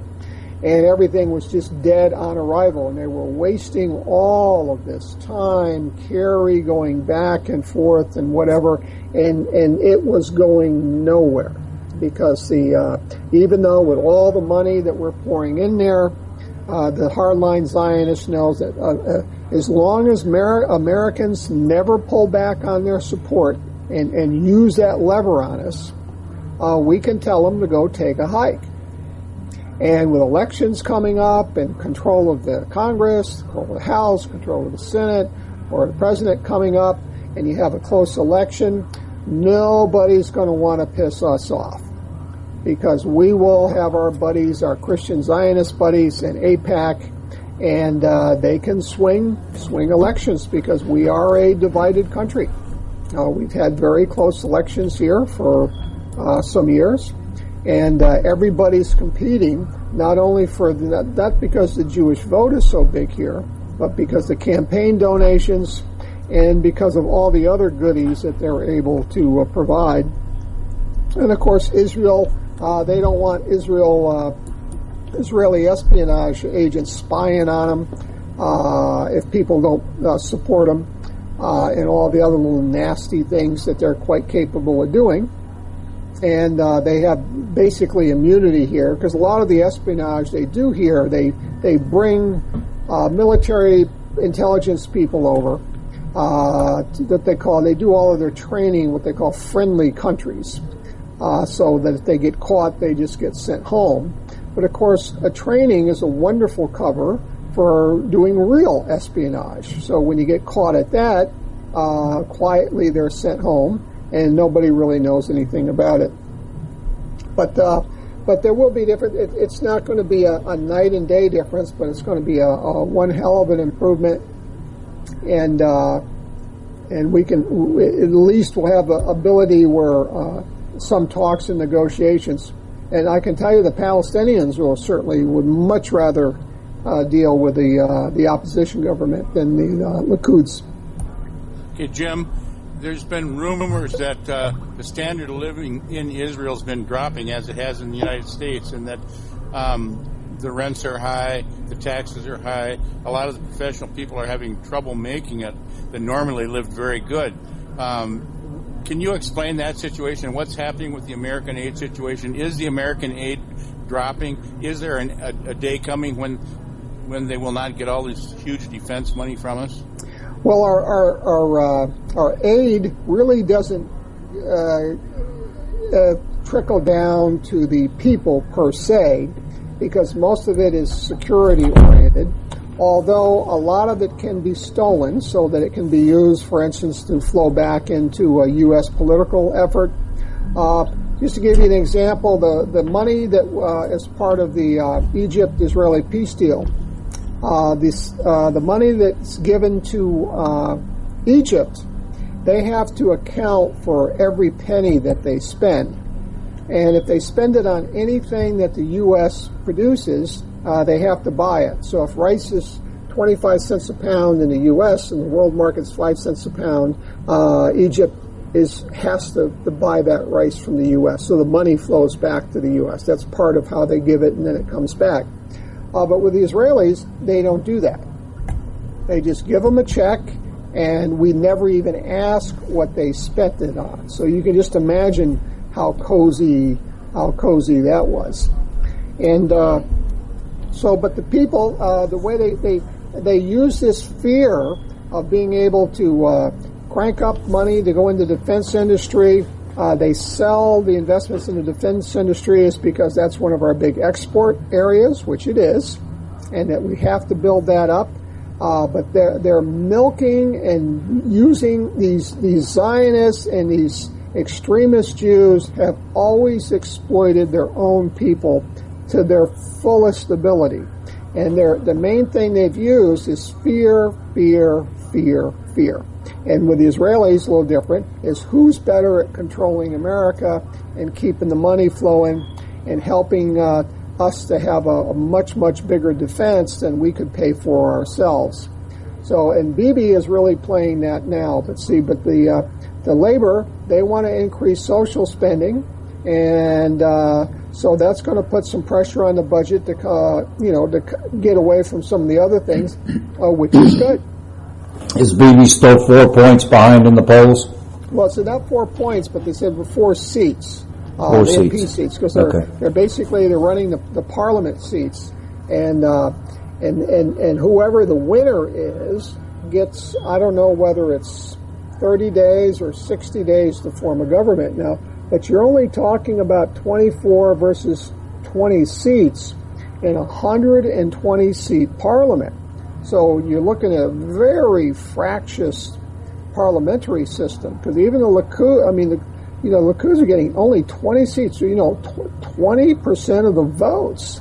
They were able to control the government because they've got so many different parties, and there's some major horse trading when it comes to who's going to form a coalition where they've got the majority votes. And sometimes those little, and once again, stuff is bought and sold. Those folks over there, they're stealing money, they're looting, and then people, they try to get them to look to it. As long as they like them, they got one guy's a TV personality. Yuri Avner, he's got a fabulous article up on BT, kind of a satire on Israeli elections. So, but it's certainly, to be done, and by defeating Likud and militant Zionism, it'll also put an end to these guys. We got to attack Iran, and if the U.S. won't bomb Iran, we'll just have to do it our own. You never would have got that kind of crap coming from the Israeli stuff. And you've got Jim, what about this? What about the standard of living, though? What is it true that they're having the same problems we are? Sure, they're not. They're certainly not living good times, and it's actually going down. I remember even years ago, I read that they had about a third of the Holocaust survivors were eating in soup kitchens, because a lot of them, the reparations money that you would hear all this publicity, even this latter stuff that they got like 10 years ago, a lot of that was being looted by all the middlemen that were on the inside. So sure, times are hard, and this is kind of what's been driving the shift that they say, as long as these hardliners in here, they're never going to give us anything, because they're going to say, oh, we need it for the war. And they're saying, why? America gives a lot of the stuff to us. They've got their big munitions stockpile now, our strategic reserve, which we now learn, which was no surprise, that with the Gaza war and whatever, hey, you guys need some munitions? Here's the key. Go down and help yourselves out. That's money being transferred from American pockets that doesn't get voted on. There's no way for the people to speak up against it. No one is ever... we can't go online and find out when the last inventory was, how much of U.S. taxpayer munitions did Israel use to kill all of those Gazan people. In our democracy, we can't even find that information out because they don't make it available to us. So, Jim, where is this all headed in Israel, though? Do you think there is a strong movement for peace with the Palestinians, and what would eventually be done with all these settlements that are in Palestinian area? And, I would say it's way ahead of the game. This isn't the time to even be thinking about how it's going to turn out, because nobody knows. And there's no matter what anybody wants, the other side has all kinds of roadblocks that they can throw up. They can do big terrorist attacks. They can do a false flag gas attack or a false flag bioweapons thing. If they think they're starting to lose and they need some kind of a terrorist thing, no matter what anybody wants, there's all kinds of things that can be thrown away. So really, all we can look for, we've been stuck with these Likud guys in these dead-end negotiations for years and years and years. Tremendous amount of Secretary of State time, President time, all of us having to read about it endlessly. And they've been playing us for fools like Bibi played Congress for fools, and like he has done the last 2 times he's been here. So any shift, any change in that and all is a big victory, because if they don't win, we know what we're going to get with a couple more years of Bibi. He's going to be looking to, help the payback, put the Republicans in so they have a veto-proof Senate, and then get a Republican president, which is something the U.S. has never really had, where one party had all 3 branches of government. So we just have to hope that they're out, and then maybe once they're out, and you have a new party in, now they have the reins of government, and they have the justice minister. You might start seeing a lot of investigations being cranked up against some of these Likud guys about what they did and money that they stole and whatever. And then maybe Mrs. Netanyahu won't be stealing the bottle money.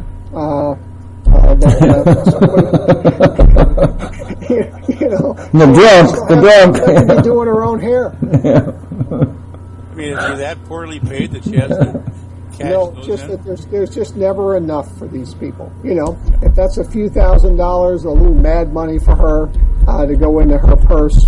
That's how. It was really funny. Yuri just said, you would think that the news and the election would be. He did a thing about the election earlier, and he said it's just these people. He said she and her bottle money. That is the big story of the elections right now. She's in a position probably to steal a lot of money. She probably does, but to steal bottle money, wine bottle money, instead of turning it back into the government and letting them take it, she takes it to sends people to the grocery store for the bottles. Yeah, say, bring me the money back. Bring me the cash back. How greedy can you be?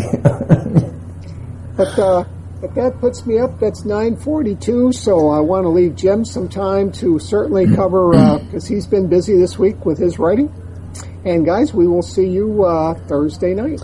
Okay, Jim Dean, thank you, sir, very much. And again, folks, we hope we are having a celebration night Thursday night. We might even bring some party hats and some horns and whistles. Yeah, there you go. And I have my microphone problem. I understand what it is here. I got a professional mic sitting here, and it's the wrong thing for this system. Everybody kept saying, Stu, get the headphones. Well, I'll be back to it. Good, guys. We'll see Okay. Okay. Good night, Jim. Thank you, sir. Jim Dean, Veterans Day. And Dr. Preston James, you've got quite a few things up on Veterans Day yourself. Let me just read some of the articles. World's biggest class action lawsuit now imminent. That's your latest one. That's to deal with 911. Shockwaves Part 3. That sent everybody nuts. The hidden story of incredible evil Khazarian mafia update.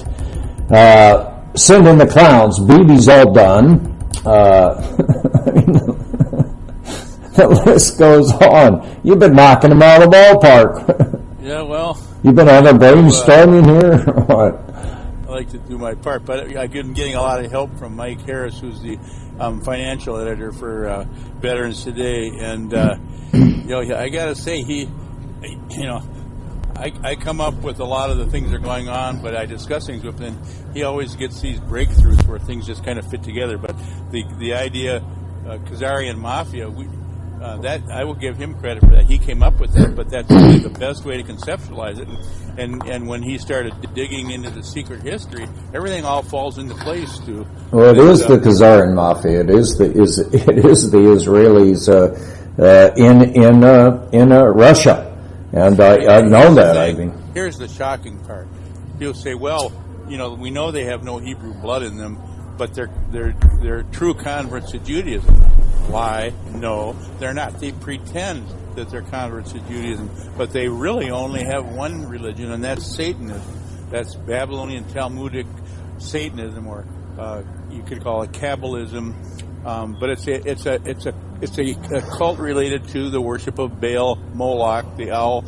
It's all the same person. It's Mystery Babylon, and that is their first love, is Lucifer and the devil, and they do child sacrifice and human sacrifice periodically to gain more power from him. Now this is evil and this is crazy. People think, how could anybody be this evil? They've got all the money that they want. They have all the women in the houses, fast cars. A lot of these Khazarian kingpins have 10, 12, 15 houses. And yet, why would they want to kidnap little kids and buy them and chop them up? It makes no sense. The only reason is because it's a spiritual worship thing. It's evil because they become taken over by evil entities or evil spirits, and believe, as you know, Stu, that they're making a transaction with Lucifer by sacrificing children to him and making these kids really suffer too, pedophiling them and then torturing them and then killing them, bleeding them out and then killing them. They believe that they will be given all the riches of the world, all the power, and all the fame. And that's they got to meet Lucifer in the end, and God, they're going to be down on their hands and knees. I have that belief, but I've come to the belief, Doc, and I'm just the more I've learned about this, the more vicious I could become to them. I believe the hot lead is the only damn way to get rid of this filth. Kill every one of them. I mean, it comes down to that. It could be, but you have to remember, there really aren't that many. I know that. There's from what I understand, there's about 10,000 of them at the very top. I've understood there's 200,000 of them by these fallen angels, or many people in the intelligence world call them aliens, and they're aware there's 200,000 of them, and then they understand that there's about 20 million of them that are hybrid, cloned, etc. As far as the head of the snake, you got about no more than 200 people. If there were 200 That's people, correct. That were dealt with, it would totally break everything open. Well, it wouldn't end it, because you would have to get the 10,000 at the very top, and those are leaders of government, and those are leaders of mostly businesses that they have taken over. Remember, they've taken that 1% of the, or 20% of the economy straight across the board worldwide, now up to 95, 96, 7%. So they've got to, I'm in agreement. They have to be exterminated, brought to justice, and if the only way to bring them to justice is for the people to chase them down the streets, well, as Daddy Bush said, if the people ever find out what we have done, they will chase us down the streets and lynch us. He told Sarah McClendon that in 1992. But Stu, if there were indictments put on them, they couldn't find them, then they would put out wanted, dead or alive, just like the Wild West. Bring them back, one way or the other. Yeah, let's talk about that. Doc, look, international court, and I'm not meaning to interrupt you in your articles. No, international court. Down. I was talking with you earlier about it. You got it down. George W. Bush signed an executive order that we no longer recognize international law, which means that, say, if they're doing this in France, as an example, the French can't come over here and extradite George W. Bush for being a pedophile and having sex with kids in France, or murdering a kid and drinking its blood, as an example. So they can't, and they did this intentionally to protect themselves. Now, Professor Boyd of the University of Illinois in Chicago got indictments about 3 or 4 years ago against George W. Bush, Dick Cheney, Scooter Libby, Gonzales, former Attorney General, and many others, the White House attorneys, many of them, on war crimes, crimes against humanity, and other things. He took it outside. Okay, there's arrest warrants for them, what they call red notices. That means if they step in one of those countries and they're willing to make the arrest, they can do so. In almost any country is part of the Interpol deal, many countries. But they can't come in the U.S. and do it. And this is one of the reasons you won't see Dick Cheney or George W. Bush leaving the country unless they go to Paraguay or someplace, or Ecuador, where they can go without being arrested. No extradition treaties. Now, if Barack Obama, and we need to do this, Doc, we need to do a White House petition like the one for violation that I'm not sure what it's up to now. I haven't seen the numbers past couple of days about the 47 senators committing treason and sedition that sent that letter to Iran. We need to do something like that, and I'm going to ask you right here on the air to do it. And let's get the signatures, folks. A petition to the White House to bring back international law to America that Barack Obama could do with an executive order, which will end that friggin' problem. Then George W. Bush can be legally arrested by our own people, and Dick Cheney and the others, Bibi Netanyahu, all the ones that have indictments against them. We can then turn them over. American citizens could grab them and turn them over to local authorities, and it'd be the end of them. Well, that's right, but we need warrants put out, and if they don't, it'd be like the Wild West, dead or alive, wanted posters. If they don't surrender, you take them any way you can. If you have to shoot them to take them in, tough. Yeah, tough, because, as Putin said, we don't recognize international law. Russian Putin, and he was correct because of George W. Bush signing that executive order. Right, but Russia does recognize it, correct? Yes, they do. Yeah. Yes, they do. So we need to recognize it. We had it prior to 2001. Israel does not, right? Israel recognizes nothing except their right to exist as a satanic state. Yes. I think it's a good idea, Stu. We need to set up a petition like this, and we need to bring attention to this. But I guess my pet peeve is that all these American soldiers that have been used as cannon fodder, wounded, their families been harmed, the ones that have been killed, kids with no parents, no father. It's absolutely disgusting coming home with depleted uranium damage and given toxic vaccinations, which some people, I guess, weren't affected by, but many were made sick and disabled. And all the Vietnam vets are supposed to Agent Orange now that are homeless, and their lives were, made very, very difficult. Somebody needs to be brought to justice for this, for all these engineered wars for profit. These are wars for profit, just like President Eisenhower warned about. Beware the military-industrial complex, that it was becoming a business, and it's a big business, but it requires fuel, and the fuel is the American soldier, who they care nothing about.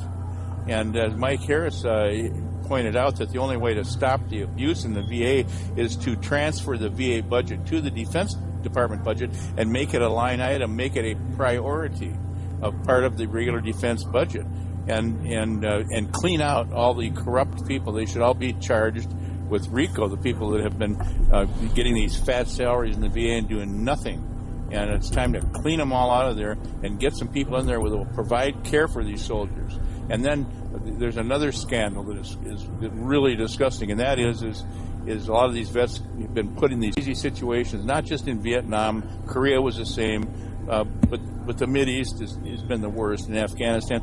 And they come home and they feel crazy because they've been fighting in a crazy war, not even knowing why they're there. They're there fighting Israel's war, but they know something's wrong, but they don't necessarily know what it is. So they come back here, they have post-traumatic stress disorder, they have trouble finding work, a lot of them lose their marriages, and they don't get help at the VA. What does the VA try to do? The VA tries to diagnose them, take that diagnosis, use it against them, and say they're incompetent mentally, which is a lie, and then take their guns away from them and abuse them even more. And then even worse than that, they put these people on these standard drug cocktails of known harmful drugs, SSRIs and stuff. That it's known for a fact that these have high rates of suicidal ideation, and they put them on it anyway.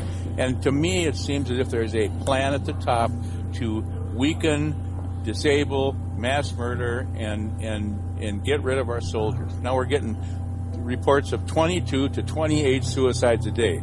That is disgusting. That is related. I believe that this is all engineered.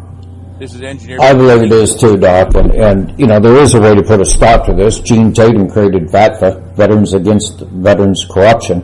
Right. And that's going to be being pushed. He just got the 501c3, so hang on to your ass, folks, because Gene Tatum can be very effective. He got the governor of Florida to file an immediate suit against the VA down there. So we're going to... But Stu, there are real good people, good soldiers, men and women, that are being horribly abused by the system, that are putting their trust in the system, and they're being given bad treatment and given drugs that make them suicidal.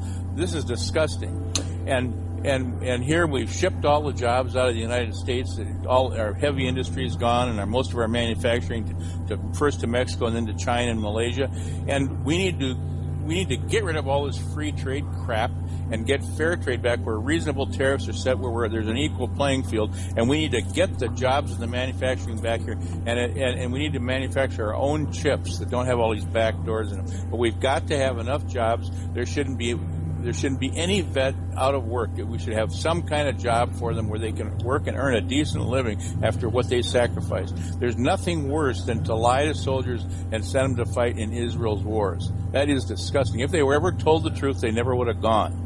All these congressmen that fund these things, they don't ever do it honestly, declare a constitutional war, but they fund these actions, and then what they do is they lie and deceive the soldiers. And that's where the false flags come in. It's just deception to try to whoop up, the American emotions of fear and anger, getting even with blame all 9/11 on Saddam Hussein and Osama bin Laden. Neither one had anything to do with it. It was the Israelis and the American traitors. And what we need to do is really go after these people. Now, as you know, Stu, there's been a lot of class action lawsuits lately. The big tobacco one was the breaking point. People said, they will never be able to win. People have tried suing tobacco for years. They all lose. They got the doctors. They got the science on their side. They got the judges in their pocket. No chance. Well, guess what? They won, and they settled that. And now there's another huge lawsuit with this, what is this fighting? What is this martial arts fighting? I don't know which one. There's a couple different, but there's a big $100 million class action lawsuit now where the fighters are suing this association because they feel like they were ripped off, and that's going to. So, and you know about the Toyota class action suit where their cars were being triggered by satellite. It was espionage. You remember that? Yes. Yes. Okay, yes. That was espionage, and. But there are class action suits, and that is a new populism of the future, and that's directly coming off the internet. And what you're going to see is very soon, I believe that there's going to be class action lawsuits on 911 against the perpetrators and the cover-uppers. And at some point, it's going to break, because in the tobacco suit, we had only one witness. The whole suit was really bought. It was really one because one witness came forth and made the difference. He told the truth. And all we need is one or two people from 911 will come forth and tell the truth. And we have some already down in Texas, in Houston, the secret grand jury down there. And we need to create a firestorm, get that grand jury opened up, and get this going. This is disgusting. We have a lot of good people, as Gordon Duff said, a lot of good people in Intel in the Justice Department that want to get going on this and want to bring these people to justice. We know who their names are. VT's exposed all their names. We put their pictures on there. These people must be targeted for prosecution. We must bring them down. We must. They can be brought down in a RICO lawsuit, yes. I'm in agreement with you. It can be done. That's the way Charles Keating was put in jail, because I helped with that. Anytime there's murder involved or major financial fraud, there is no statute of limitations on any of them. These people can be hunted down to the ends of theirs forever, one way or the other. It must be stopped. Barclay-Cole Indenture Act, which is treason, selling weapons to foreign enemies or those declared to be on the watch list, murder.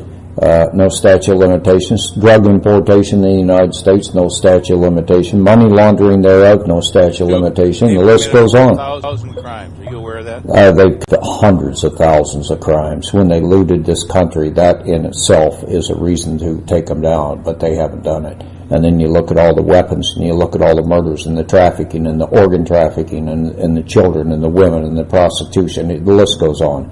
I mean, these are people, it's the same people at the very top. And it's gotta be stopped. It has to be stopped, and I'm in agreement.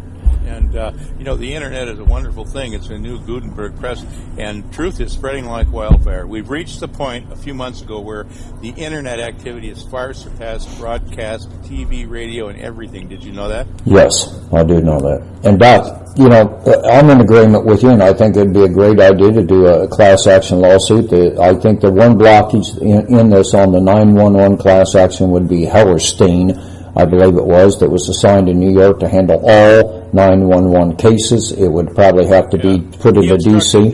Yes, he has. Fraud. He should be tried. He should be named. He should be named in it. He should never be allowed to walk on the street again. That would neutralize him. The other Israeli judges, dual citizens. I'm in agreement. I want to throw this out, Doc, because we are running down on the wire here on some time. But I want to give you a few more minutes because we can run over because we haven't got the other host on yet in their timelines. But we have the petition.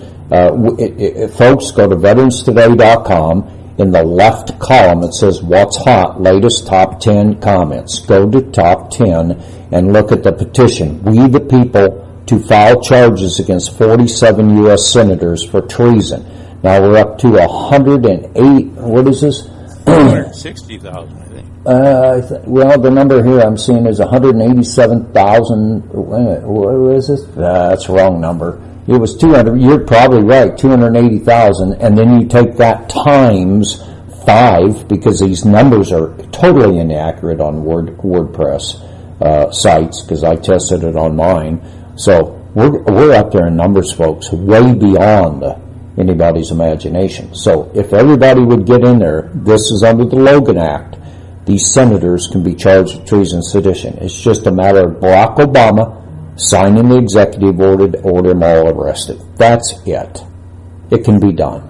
Yeah, and it should be, too. Yes, it should be. So let's all get the signatures on that and get behind Doc and this, what you're saying. Doc, you want to give out contact? I guess they can get you through the website, right? Or they can send. Well, the bottom line is what we have to keep pushing to get the information out on who did it. There will be big law firms coming forth, just like with the tobacco law firm. As people begin to understand that our own government was involved with Israel and did 911 as a covert operation to create, it's a false flag to create fear and anger in America that could be used to motivate Americans to go and fight other people's wars, Israel's wars, to be specific. Once the people understand this, we have to break this thing open. It is coming, and we just have to keep the pressure on. But it's going to come down to the smell of money. It's like a shark in the water with blood. There is a point coming where a big law firm is going to smell the money, and they're going to do it. And that day is coming soon. It can't be soon enough as far as I'm concerned. But that's all I had to do. The only thing I would say is we just need to keep telling all our friends that who did 911 and the fact that there are no dead kids at Sandy Hook, that the school was closed down in 2008, and the Boston bombing was a fraud. It was a puffer bomb, and the people that supposedly lost their legs were crisis actors that had lost their legs years before. So it's all a fraud. Understand, Doc, you want to stick with me here for a minute if you want to. I'm going to, ladies and gentlemen, I want to play, and this is, because we're at the top of the hour, this is the Veterans Today Radio News Reports, and I am your host, Stu Webb, and it is March the 16th, 2015, and I have Dr. Preston James on with me, author of Veterans Today. And, Doc, what I want to do is I want to play this other tape of Mitt Romney. We heard the first one in the first hour, and I want to play it because I think it's important for people to understand. Now, I can't tell you, but these are agents, folks, that are talking to Gordon Duff in this, and it is up in the story on Veterans Today. Just go in and take a look for yourself. It was, let me see what the title was. It slipped me for a minute. Gosh, help me out here, Doc. Coup plotter list in post-Netanyahu America. Coup plotter list in post-Netanyahu America. But I think it's important for people to hear this tape because it may not be up there on the internet much longer. We don't know. But it's worth, in my opinion, listening to. So let's play this, Doc. Major media, broadcast media, they didn't do their job. That's the story. You were the only one, and you can write the rest of your life about this bullshit. Now, are you writing some of the questions I asked?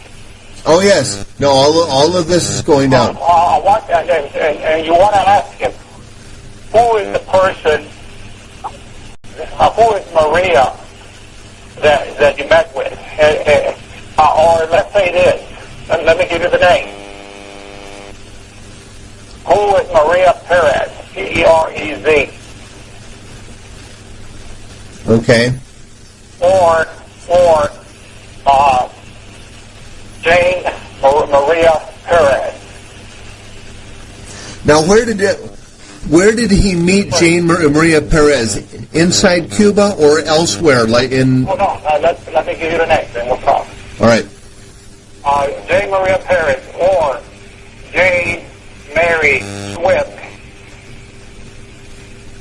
That's W-I-S-T.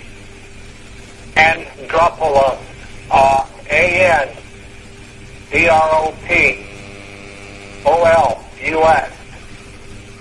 Or Anatolos. A-N-A-P-O-L-O-V. Who is this woman? Why did you meet with her? What's your connection with her? We want to ask questions. Media, ask this person these questions. Mr. Romney, we're imploring. I'm asking you, Mr. Romney, as a patriot, as an American, as a voter. Now, we've got the one photo of Romney and Maria in Cuba. Are there any other photos taken in Cuba? There's photos and there's recordings, but that's as far as we want to go. For now. We don't want to give these people everything for them to lie about. We want them to answer or be asked. Well, there's a distinct lack of curiosity. This is pretty much the ninth inning. The American people should be provided answers to questions that have come up from professional intelligence sources, international intelligence sources, and that really what you're talking about is a threat to national security. Well, I was speaking with the director of a national intelligence agency after our two discussions ago, and this is where we tripped over Bain Capital operating in South Africa with UNITA laundering diamonds into Israel and supplying arms from China to rebels who are representing themselves as Al-Qaeda. Well, anything that generates money, just like the oil brokering oil deals, from Asia, namely Iran. I mean, anything that makes big profit is what this boy does. So, it's so much, but it's all about greed. It's all about profit. And that's the part, in closing, that's the part that totally clashes with his claim that he left Bain Capital to go rescue the U.S. Winter Olympics. A total conflict, a total lie. There are circumstances that panic this man. Remember yesterday we said, this man knows no risk. He's not a brave man. He's technically a coward. And when Raul Salinas got sentenced in 99, a month later, our boy jumped ship. And he is his actions are very similar to many other corporate CEOs that also fled in panic, leaving their lofty jobs at the highest powers of corporate America. Now, one of the issues we came up with, this is only an incidental thing. One of the things you'd stumbled across, it was Romney's gambling problem. How did you learn of that? He has very deep-rooted ownership of gaming casinos. All we know is he has ownership, concealed ownership in gaming and casinos. In what countries? U.S. Part U.S. And that's as far as I want to go. Are we talking just Las Vegas or other areas in the U.S.?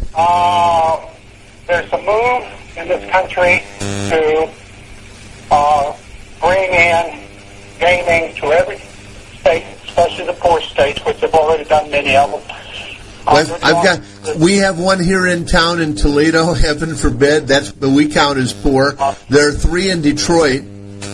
Absolutely. Under the auspices of jobs, they create tax revenues. That's the same way of NAFTA. It's all dressed nice and tidy in a very pretty package with a big bow, sold to the gullible, desperate U.S. consumer, the voters, and underneath lies the cancers, the toxicity of the operations of people like my boy. You cannot give these monsters the answers. You can give them the very independent things that I said. Salinas was the author, and the story is well written as to who participated in the negotiation, when it was ratified, under what auspices it was sold to our country, what really was the end design of it all, and then you can talk about how the corporate world, Walmart, Union Pacific, Burlington Northern, any other big guys, J.B. Hunt, whatever, have taken advantage of the fruits of this masterful, demonic move that we totally swallowed. Well, one of the bases here is GE Capital, Jack Welch from GE, and that's one of the key players, though. The question to him is, does this happen on your watch? You're one of these staunch supporters. But he's an example of what they did with corporate America. Because underneath what we're saying, like tons of transactions, billions of dollars that have been made through these relationships, like through your pipeline, through your offshore platforms, through the oil deals, through the buy and sell of companies. All this is one cozy relationship where people are joint ventured for the sheer purpose of being part of and involving the facilitation of the direct gain of the narco trade. Now, we've tracked narcotics deliveries into Camp Bondsteel in Kosovo, where it's being distributed by the Albanian Kosovan Mafia, which, of course, took over from the Russian Mafia and is operating heroin distribution in the United States. Well, that's exactly the same bridge that these people have done with the Mexicans. This crafty corporate U.S. Corporate head, led by politicians who pass all these trade quarters that have nothing to do with international commerce, but they're negotiated so that you can have a legal footing in this country where you can set up your facilities to accomplish the same damn thing you just stated. This happens in every country that we go to, and it's not so much, it's dressed under the trade aspect of it, cheap goods, cheap or low prices, but the end design is to be legally able to have legal standing to bring in our planes, our boats, our containers. This is an old lawsuit that's been in place forever. The military is no different. That's why you give these big defense contracts and military contracts to the same companies that are part and parcel to the conduct that you are exposed to. It's the same scheme, Gordon.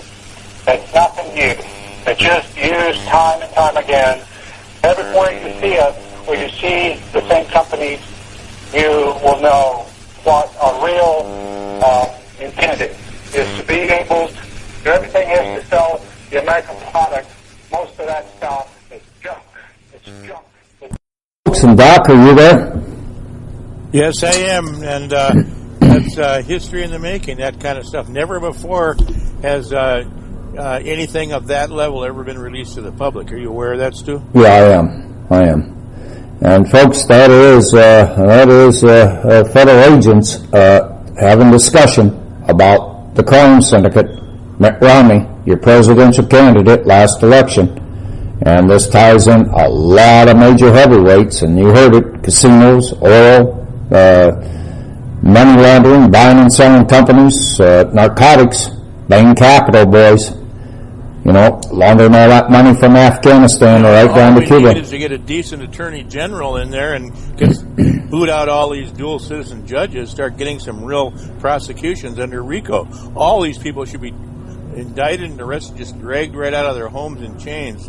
Well, enough of this crap. I like the Leo Wanta idea that we haven't had a president since Ronald Reagan, which is true, which is the fact that he does hold truth to this. The fact that George Herbert Walker Bush could not hold presidency of the United States because his father agreed to that under that Trading with the Enemy Act, Prescott Bush, when he was charged for aiding and abetting the enemy, Adolf Hitler at the time.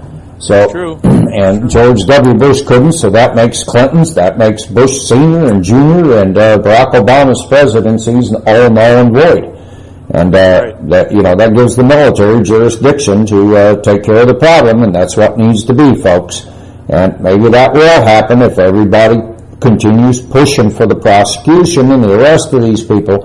So I'm asking everybody to get up online and take a look at that petition, that White House petition. It's in the center column, top 10. Get it signed. Doc's going to have more on details of maybe a class action. Mike and Harris and Dr. Preston James here that have thrown this together. Get in and see this Kazarian story. I mean, you two just laid it out.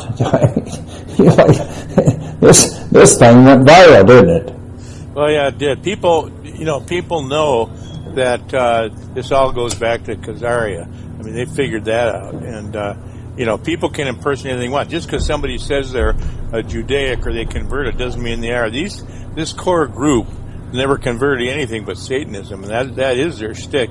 And they're impersonating it. They've infiltrated the Christian church, too. All of these Christian Zionists really are Satan worshipers. Well, I'll tell you what, they are, and many of them don't even know it. You know, someone told me, they said, oh, my mother-in-law wants to become a Jew. I said, why? Why would the Old Testament and the New Testament thinking and all? I said, well, why would they want to become a Jew if they're a Christian? Come on. Yeah, well, the word Jew only is from one tribe, the tribe of Judah, one of the 12 tribes. You know, and the word Jew, J-E-W, never even appeared until 700 A.D. It didn't appear. Yep. There was no such term. It was Hebrew. They called them Hebrews, people with Hebrew blood. And the Palestinians have 80% of them have Hebrew blood. So they're the true Semites. And anybody that's against them, including Israel, are anti-Semites. Because the people living in Israel, 97.5% of them that claim to have Hebrew blood do not. They have no Hebrew blood, absolutely zero. What they have is Khazarian blood, Ashkenazi blood. And they're from Europe. And that's where they imported them when they had, when was it, 20 years ago? They, underneath, I think it was Bush 1 and under Ronald Reagan, that's when the Soviet Union let so many of them out of Khazar, which is the Ukrainian area, and they went to Israel. Remember when the Judaic converts have been completely conned by the synagogue of Satan, or these Khazarians. They've conned them. What they've done, Stu, is they've created a massive paranoid racial delusion that, you know, the Holocaust was set up by the Khazarians, by the Rothschild banksters, the world Zionists, and to create, you know, this concept of anti-Semitism and Holocaust. Because anytime anyone tries to criticize the world Zionist actions, who you know, impersonate Judaics, then they just throw this flag and say, "Look, you're anti-Semitic," or you know, we've suffered enough with the Holocaust. Now you're trying to create another one. That's been their way out, but it's all a big lie. They're the ones that set it up. So the Judaics need to realize that their problems all come from the world Zionists, the Rothschild world Zionists, who are impersonators, who are really Satanists, and they play the Judaic game. They don't believe any of it. So it's time for them to wake up and stop being used. But Stu, anyway, thanks for everything you're doing, and keep it up. I have to go now, and we've gone way over. So we have, and Doc, I want to thank you very much for being on with me this evening. And ladies and gentlemen, this has been the Veterans Today Radio News Reports, and I am your host, Stu Webb, and it is March the 16th, 2015, and we've got several new hosts coming on, and we'll be having the latest reports right here on it's on Veterans Today. And with that said, I want to thank you for listening.